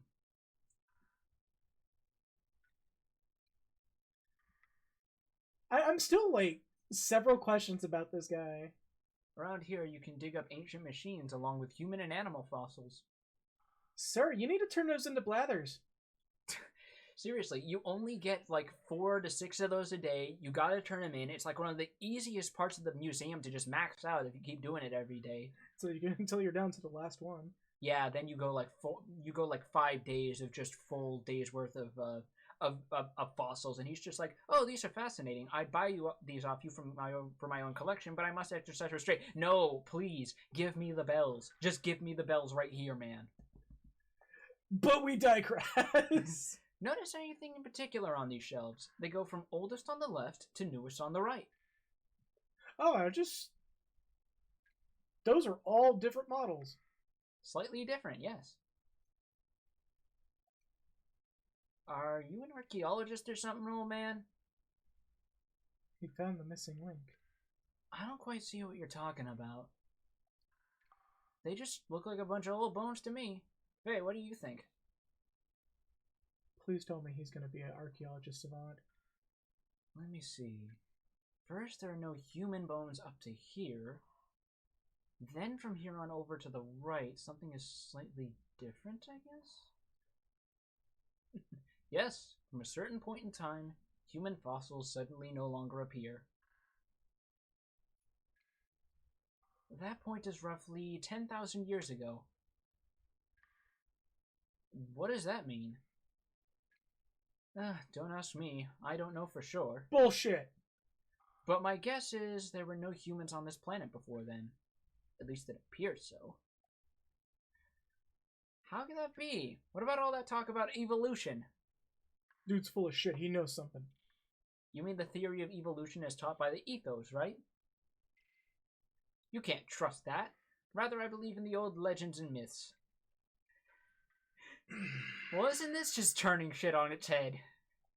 Next, you're going to tell me the Earth is flat. I mean, technically, he's not wrong, because for all we know, we're on a different planet. Yeah, also PS1 graphics, it technically is a flat plane, but... Legends? Myths? Haven't you heard of this story? Oh, there's that theme. Mm-hmm. They say that humans and God lived together in a paradise in the sky. With God's protection, there was no fear of death, and natural disasters were entirely unknown. Then one day, the humans ate a forbidden fruit which gave them incredible wisdom. But God drove mankind from the paradise for their sin. Bitter at having been driven out of paradise, humans used the wisdom they had gained to make giants. With these giants, they planned to challenge God himself. but God poured his wrath down on them. All who defied God were destroyed, but God himself did not escape unharmed. Taking paradise with him, the wounded God buried himself deep beneath the ocean to sleep for eons. Yeah, this song, like, even before this, was pretty... You're getting told lore sounding. Before going to sleep, God used his remaining power to create right-hearted humans to live on this planet. These people are said to be our ancestors. It's always some old fuck named Balthazar! Well, anyway, I'll stop my rambling now. And the song just slowly fades out. I'm trying to remember. It wasn't... like, Balthazar is a biblical name, Yes, it right? it is attributed to be the name of one of the three wise men who oversaw Jesus when he was born. Right. We do want to talk to him again, by the way. We don't want to just leave. Ooh. Thank you. Old habits. By the way, does this cave have an exit? There is an exit in the excavation site beyond the sand barrier. You can't get outside through there. Or you can get outside through there. Sand barrier? You mean that huge wall you can see from your entrance? Yes, that's it. On the other side is an old excavation site. No, I was going to ask if it had cable. I gotta watch my soaps, yo! I'm bored. You know how much it costs for a TV package that lets you get channels from Keyslut these days? Right. DirecTV is full of shit. We have to point the satellite there, and if Ethos is having a good day, like there's no clouds or anything, and then like you gotta just like, you know, point it real right. You gotta get like 3 different kinds of compasses. One of them I think is kind of pointless because it always just points up. We're lucky we live in the desert. You live over there, you get a rainstorm, you're just totally screwed. Gust of wind comes by, the power goes out. They built that wall when Av was excavating here to keep sand from falling in from above. But they stopped work here. They've stopped work there now. So, how do we open such a huge thing like that? Backtracking. If it's a wall, you can probably break it down. Yeah, I saw the object, and I was like, yeah, that's gonna be something important. Hold your horses there, youngins. Sometimes God gets angry and blocks out your reception. It's a satellite TV in a nutshell. No kidding. No matter how good a gear you have, you'll never break that wall down. It's much too strong. So let's make a deal. Deal? The wall was closed due to the reaction of the sand sensors. Thanks to that, now I can't get through to the other side either. Maybe it happened when you two fell in here. You boys fighting up there or something? Yes. You seem to be able to tell everything. Anyway, so what can we do about it? I seem to be able to tell everything because it's right here in the script. I'm not going to show you a page of it, though. My script. It's very simple. You just have to turn off the sand sensor switches. Doing that will keep the barrier from closing again. While you two are doing that, I'll open it up. Right, got it. The sensors are in 2 places. You should see their flashing red lights. Well, good luck then. Let's go, Bart. Oh, before you go, I can share some parts and fuel with you. Just talk to me whenever you need something, right? Thanks, old man. Well, we'll go finish our part of the deal then. Who the hell made a barrier that shuts down when it detects sands in the desert? I mean, to be fair, you're basically... That's like the same as an avalanche, but sand. Yeah. I mean... talk to him again. Wow. Right. Don't... Because remember, he is basically... Now hurry up and shut off the sand sensors, or do you have something else you want to ask? You can ask for general locations of the sensors, but we want to ask about parts. Which do you want? For gear use. So, this is our first gear upgrade shop, because gears don't level up. So, we have a few options here. Tune up, We use the shoulder buttons to switch between gears. Yeah. Fuel is basically a full heal. You restore your fuel and HP. The cost scales with how low you are. I did do it right. Okay. There you go. All right, so we have our upgrades in order: engine, frame, and armor. Engine affects the gear's base attack power as well as their fuel capacity. And also, whenever you choose to replace a part, whatever you had installed is automatically sold in the transaction to make up the difference. I believe don't quote me on this, but I believe the accessories working with the gears as well is probably just a coding related thing. It might it was be because just too much to make it separate. Make it separate for a system that had so much RAM. Yeah. So there are some accessories you can equip, such as ones that boost the character's ether attack, that do influence how you operate the gear. There's only a few of them to my knowledge, but they can be helpful in making a bit of a difference. So you have to select it if you want to replace it. Next is frame, which is basically your HP, and then last is armor, which is self-explanatory. Yeah, I'm just making sure I'm not like buying something that I don't need. Yeah, no. All of these are straight up upgrades. Even the engine? Because the engine only gives... G4, G6. Basically, take the number in the engine name and multiply it by 10, and that's how much the attack power boost is. So G4 is 40 attack, G6 is 60 attack. Okay. And that is like such a small difference that I was like, Yeah, it doesn't actually really show you, unfortunately, how much of an attack boost it is. Also, the last four numbers are the fuel capacity. So as long as it's a incremental change in the name, it should be... Yes. Frame is HP, which is definitely helpful. Excuse me? Heimdall use. Hmm. Once more, foreshadowing. Brigadier use. So you have frames specifically for each gear. So I guess since I have the money, I probably could just safely you're go really with better off just going with the higher shelf upgrades anytime you can afford it. Yeah. We do And then armor is base defense. MS3 is 30 defense, so MS6 is armor value 60. Yeah, has it right there. So now tune up. You're already good on the engine. Alright, Brigandine 2700, so yeah. You're also noticing a little bit of how, like, they do kind of inform these little skews in each character's gears stats with, like, the frames and stuff. Like, Brigadier has a bit more HP going for it than Weltall does. It's a bit tankier.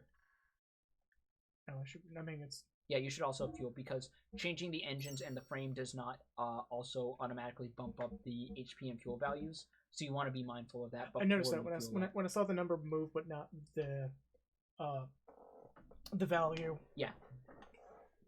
It got kind of clearer. Okay. And buy and sell is basically just buy parts and weapons. There's no weapons here, but there are, and there are just extra armor, so it's not really worth looking into. So let's... We don't really have much we want to sell except those baseline extra armors. It gets us an extra 36, so we may as well. Penny pinch that shit.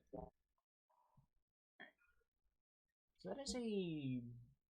So yeah, this is what I meant about fighting the Mayfly, because we were basically coming up on a point where we would be upgrading, so we're probably going to have a decently better time of fighting enemies from here on. Okay. And I'm pretty sure we can figure out where the stuff is just by trial and error. Yeah, this is not a particularly large dungeon, but the areas are very open-ended, so it can be kind of easy to get turned around. Right. Which, boy howdy, has that happened before already. Yeah, no kidding. Especially when some areas kind of look the same. This one seems a little more cut and dry, so... Yeah. Because we've basically seen all the areas there are to see, apart from what may be beyond the sand barrier. Right. Okay, so...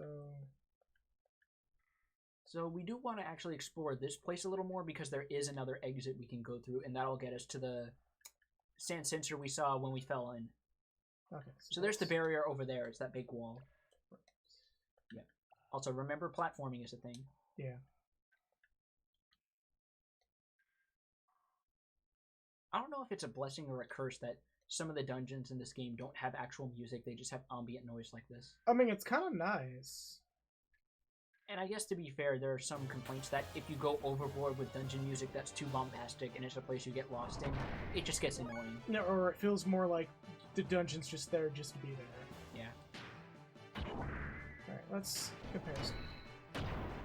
Ooh, that's big boy numbers now. Yeah. Also, notice that Faye's power output is 60, but Bart's is 58.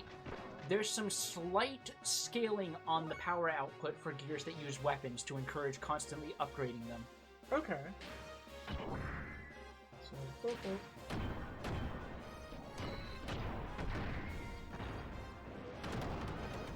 I love that it just gets up, scoots forward, and just goes, yep, nope. Yep. I'm okay. I can pull it together. I can. Oh no. And Bart got a level up. More extra armor. Yep. And we're making back some of that money we spent pretty easily here. Yeah, because those are, for whatever reason, considered human enemies. Well, they have to be piloted. I think I'm going the right way? I'm gonna Yes, you are. I'm going to stop sprinting because I just saw I nearly fell off the edge there. Yeah. Alright, and these are the other enemies. Medusoids. That's cool. There's giant jellyfish. Yeah.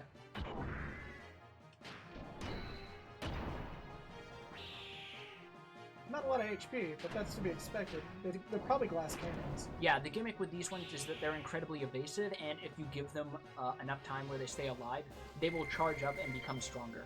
Ooh. Hagan. Hagan! Finally! Yep, there's your third death blow. Which means Faye can now use level 2 gear death blows, I believe. So that's under... That's under stats. Stats. Skills? Yep. Square X. Now, does that show us the same for, Weltall when I use Death Blow, or is that slightly different? It basically unlocks the death blow for Weltall. What you want to do is build up to attack level 2, which means doing 2 normal auto attacks, and then do square and triangle, I believe. Okay.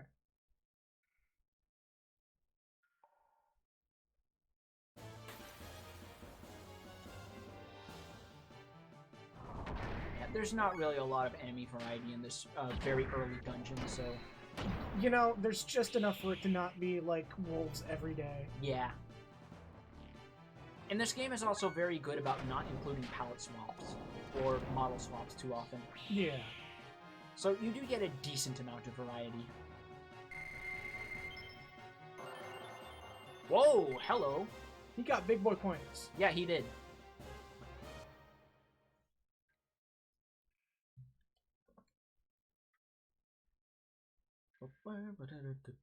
Although I think just like Gears, human characters who use weapons also don't get stat ups to attack too frequently, again, to encourage you to keep upgrading them.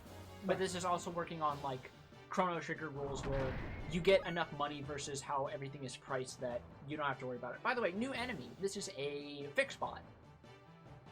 Yeah, that's why I was like, huh, you're new. So, Wow. yeah. And he's done. So the gimmick with those guys is every so often they will actually heal you or restore your fuel a small amount if you just dick around in battle. You tell me that after they're dead. They show up very rarely here and in one other dungeon, I believe. Okay. So they're literally there for... You've been here for a while. Yeah, they're basically here as like a little bit of a... I guess as a bit of a mercy since this and the other dungeon are like the first ones where you're in your gears. And gear combat is a battle of attrition. It's doing what you can with your resources. Yeah.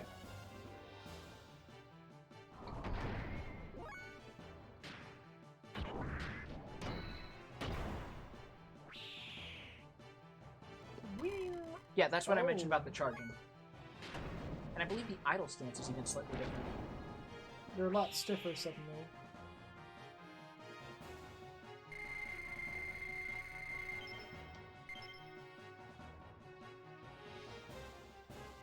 Yeah, gear dungeons are also very good for grinding because as long as you can afford the parts, you don't have to worry too much about running up against enemies that are above your pay grade, Yeah. which makes it very easy to just sit around and earn tons of experience and money. Do you believe this is where I need to go? Yes, it is. Okay. Oh no! So, Gear versus a little itty bitty squishy human. You want to see how that plays out? Let's just do triangle. Let's have a little mercy.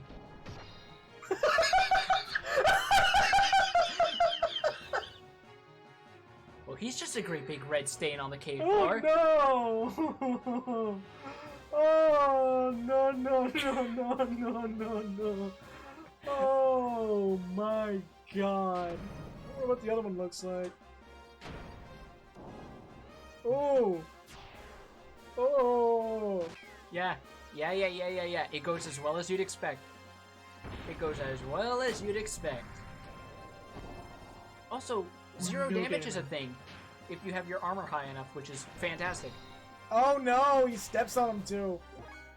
That's horrible. That's amazing. Do we want to use our death blow on the giant? Nope. Oh, I love that. That's like that old ass PC game Amok levels of ouch. So let's see what our new death blow is. Square and triangle. Thank you for stopping by, Bato. Hopefully you had a good Savage run. So square and triangle. Square triangle. Yo! Just a bicycle kick. You didn't get your clear in there? This game. Oh, this I'm game. so sorry. This game rules, man. Oh god. And I still love that it's not experience to next level. In the result screen, it's total experience. Yeah. Like, that just does some pleasant things for my lizard brain. Right. Big number go higher. But Yes. you at least get the number goes higher. Here. Just right there in the screen. That's great. Yeah, rent to me in tomorrow or by DM, because that's you're making me want to suddenly do Savage raids. Oh, please don't. Please spare yourself. Please just. I You actually have used- you have friends. You have people who love you. We can talk you through this. We can negotiate this. I used to do Savage, by the way. Great Hall Sand Sensor. Disengaged. This is the one near the entrance. Yes. Because I saw that little Yeah. bit right Yeah, there. yeah. It's all connected. So there's the first one. See, what I really wish you could do is pull some parts out of those things and get some salvage going, you know? That would actually be nice if this was like if this had more modern game stuff, or again, the tantalizing what if, or if this game gets a modern remake where you could have a whole thing where if you're just playing it for a little bit at a time, you just send out some people to investigate ruins and That's you get a wall. yeah, that is a wall. That's a fantastic discovery you've made. You have enlightened all of us here today. I've wasted everyone's time. You're a scholar of our era. Balthazar is in awe of your archaeological prowess. Rest well, Bato. Yeah. But yeah, like I was saying, like an idle mode where when you shut the game off, people do like excavation, and when you turn the game on, you get new stuff and maybe a bit of money. That would be a fantastic ad. Well, if they redid this, they would probably port it to the Xenoblade engine and have it work a little bit more like that, like they did with Xenoblade X, because it was very clear they wanted to do that, but they didn't have the rights at the time. As much as I know that probably would be the realistic case, there's still a part of me that wants them to keep it Keep it pure. actiony turn-based combat. Yeah. Yeah, keep it pure. Keep it faithful. That's a level up for both of them. Only HP for Bart to make up for that super good one he got Yeah. before. Because it seems like the stats in this game have a habit of evening out a little. Oof, that was a car. Beep bap. So don't worry about the fact that it's random, because I don't think I've ever done a single run, and I've played this game many times, where you get fucked over so hard by the stat gains on level up that it actually fucks you over. This is not the kind of game where that happens. Yeah, it seems to compensate for like low draws and stuff. It does. You have a lot of runs where when you get to like mid to late game, you notice your stats look very similar. despite the random elements. Okay, so I'm gonna assume that the next one is in this room. Do you want me to just say outright? No. Okay. Not There yet. is something in here though, because there are side paths. We can just drop down from here. Yeah, I was wondering. I think we can at least. Maybe we have to be closer to an actual platform. Oh!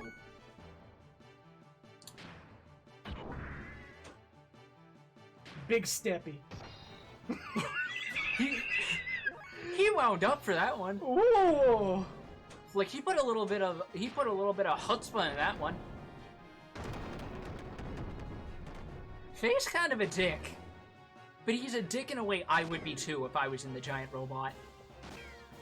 Sir, how do you miss a giant robot with a gun? I think the better question is, why do you think a gun would work against a maneuverable, all-environmental robot with armor plating? Oh, that's a big steppy too. Oh, but it missed, yeah, because That's more understandable. yeah, because the bigger wind-up attacks are way powerful, but because they're overkill, they're more likely to miss. Which is a weird but appreciated detail. Homeboy doing the dodge damage today. He's looking at this like he's doing Evo Moment 37. Little twinkle toes over here. Oh, never mind. Yep. This ain't a footsies game. This is corner combo turf. I like that it does just a red splash there. That's like, ooh, he got minced. Well, that's more the hit effects than anything. That's just coincidence. It's still funny. It is. So let's see. Can we go down? I don't think we can, which is weird. I guess it makes sense because then if you fell off, you'd have to go all the way back. So it's a weird mercy of sorts. Fair enough. I mean, I'm just gonna backtrack weirdly anyways. Yeah. Plus, more encounters means potentially earning back the money that we spent upgrading these bad Which boys. wasn't that much, but, you know... But we're still making a surprising amount around here. Like, this part of the game is a very good money grinding spot. Yeah, no. Because we jumped up from getting, like, 200-ish per encounter to, like, 600. Yeah, I like how he just pops out of existence for a moment there. I thought he killed himself. They can actually do that. And I know that because a bit of a trick that I used as a kid to try and deathblow grind is if you have one character in a gear and the other one or two on foot, the enemy AI will always 100% of the time prioritize the character in their mech. So they will just completely ignore the human enemies. That's cheeky.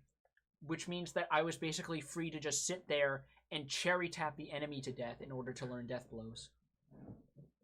Which is what I did as a kid. Okay, so I assume this is...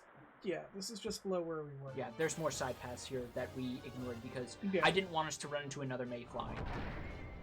Yeah. Case in point. So now we have upgrades, so let's see the difference it makes. There's that Much, scaling. Much better. Holy Yeah. shit. Yeah.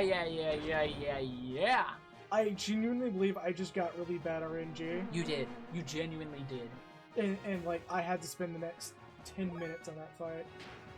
Like, this is why anytime the game gives you the option to upgrade your gears, take it. Yeah. Let's do Chain Whip. Because Bart only knows one death blow as a character, so he only has one key death blow, unfortunately. Does big damage, too. That insect controlling that mech, though, that's like... That's an interesting detail, and I'm fascinated that they Serious. thought of that. Square Square triangle. Big boy damage. Yeah. Much better. Much better. Cannot Yeah. emphasize enough the importance of... Oh, it dropped an eyeball. Yeah. But yeah, Whose eyeball? good question. But yeah, that alone emphasizes just how important it is to keep these things upgraded at all times. Keep them top of the line. And here's that platforming. Get them fresh RTX upgrades in there. Did I do it? Yep. Yes! And there's a treasure chest up there. So there's our second and final sensor. Okay. But we might want to get that chest. Dude, you don't even have to tell me. Like, I was going for that regardless. I was just gonna... Iron G-Whip. Yes. Now I can make the Epion joke. So, going to gear. So any weapon name that has a G in it is almost universally a gear weapon. Right. Equip. Right. Leather Whip. 6 points of attack. So now he's up to 64. Yeah, boy. Which means he is going to be hitting just a bit harder than Faye is. Just a smidge.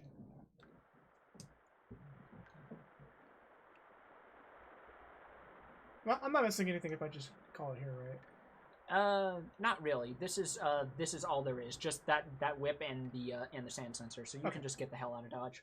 Nice. So that was a very efficient and clean run there. Yeah. By the sounds of it. Yeah, because if you don't know what you're doing, you can get turned around. You can get kind of lost. It's a very open-ended dungeon that some people would say doesn't even need to be. No, yeah, no. I'm gonna hit the save point, and we'll call it here after this scene. Yeah, this one is gonna go on for a bit though, but I had a feeling. Yeah. Oh, good timing. I was just about to open up the sand barrier now.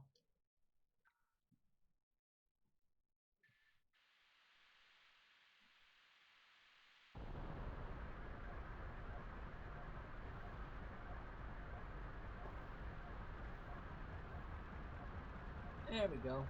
Kind of start up a little bit. You can even see like little gridded parts on the side for where it goes down.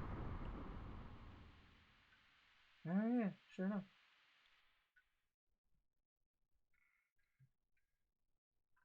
Well done, old man. You done did the thing. Our deal is done. Hey, old man, there's one thing I want to ask you. What is it? I've heard somewhere on this planet is a gear far superior to all others. I've heard it was called the God Gear and was made in ancient times but hidden away somewhere. Do you know anything about it? A man-made god created with the wisdom of God.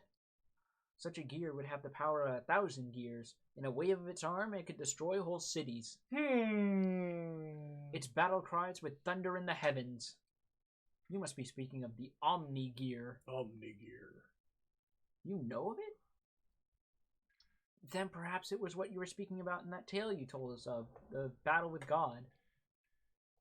Goodness gracious, you too, boy. Those stories were made to inspire man's soul, but they're just legends. They don't really exist. Did he? Anyway, allow me to have a look at your gears. Was he not just? It'll only take a little while, so wait here, please. Was he not just going on about how that's a thing? And then he's like, yeah, shut up, man. It's a kid's tale. I guess he was just saying he's more likely to believe them than evolution, but apparently he doesn't put much stock in evolution if he still thinks the legends are just, it's just fun stuff. Right. Yeah, pluck your eyebrows, dude. Jesus Christ, man. No kidding. Get yourself a mirror down here. Hey, Bart, do you think the gear in that story is buried in the ground somewhere? I think that's what I've heard. Perhaps you might be piloting that gear. Could one of the gears we're using possibly be it? Yeah, right. What are the chances of that happening? Huh? The gears that are excavated lately are usually only a few 100 years old. Nowhere near as old as the gear in that legend would be. Then why were they in the ground?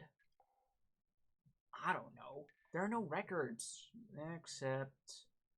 Except what? There must be some truth in the tales that they were buried after a great war. The bullet wounds covering most of the gear's armor would appear to confirm that. You mean that there are no records from the last several 100 years? How about before that? Can't help but hum even harder. None from either period. The ethos controls all the records from that time period. Maybe they have some very ancient records, too.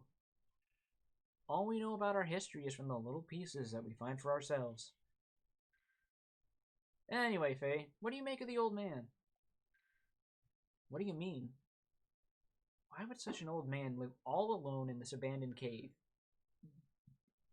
I don't know. Probably digging for ancient gears or something. Right, so you think so too. Hey, I just said that as a joke. Don't take all that stuff seriously. They're only legends, you know? That's two people. I'm waiting for him to be like, that's two people to tell me this shit. Perhaps the both of you are fucking wrong. No, that old man is up to something. Yeah. This can't be. Huh? Guess what? What's wrong, old man? Is this your gear? Well, sort of. Where did you get it? I'm just borrowing it. This is the host for the spirit of the Slayer of God. Wait a moment. What did you just say? Nothing. I didn't say anything. No, I heard you. You said Slayer of God. Like a death metal band. That's what you said, isn't it, old man? Your gears are fixed. You have no more business here. This is a bad time for me. Be on your way. Be on our way. Listen here, old man. And he just fucking kicks you out. So, by the way, after that cutscene, you are actually fully refueled and healed. I mean, maintenance. Yeah. Well, also it counts as an in-rest, so your party's back up to snuff. So, Right. that is a very good point to save. Yeah. That is a very good point to save. Something tells me things are about to go a little south as soon as we walk.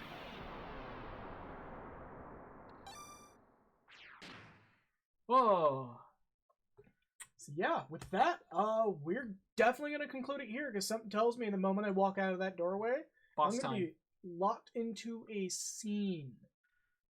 So we're definitely gonna call it here. And thank y'all for watching. Thank y'all for coming, and thank you once again, Abracadabra 9K, for following me. Hope y'all have a good night.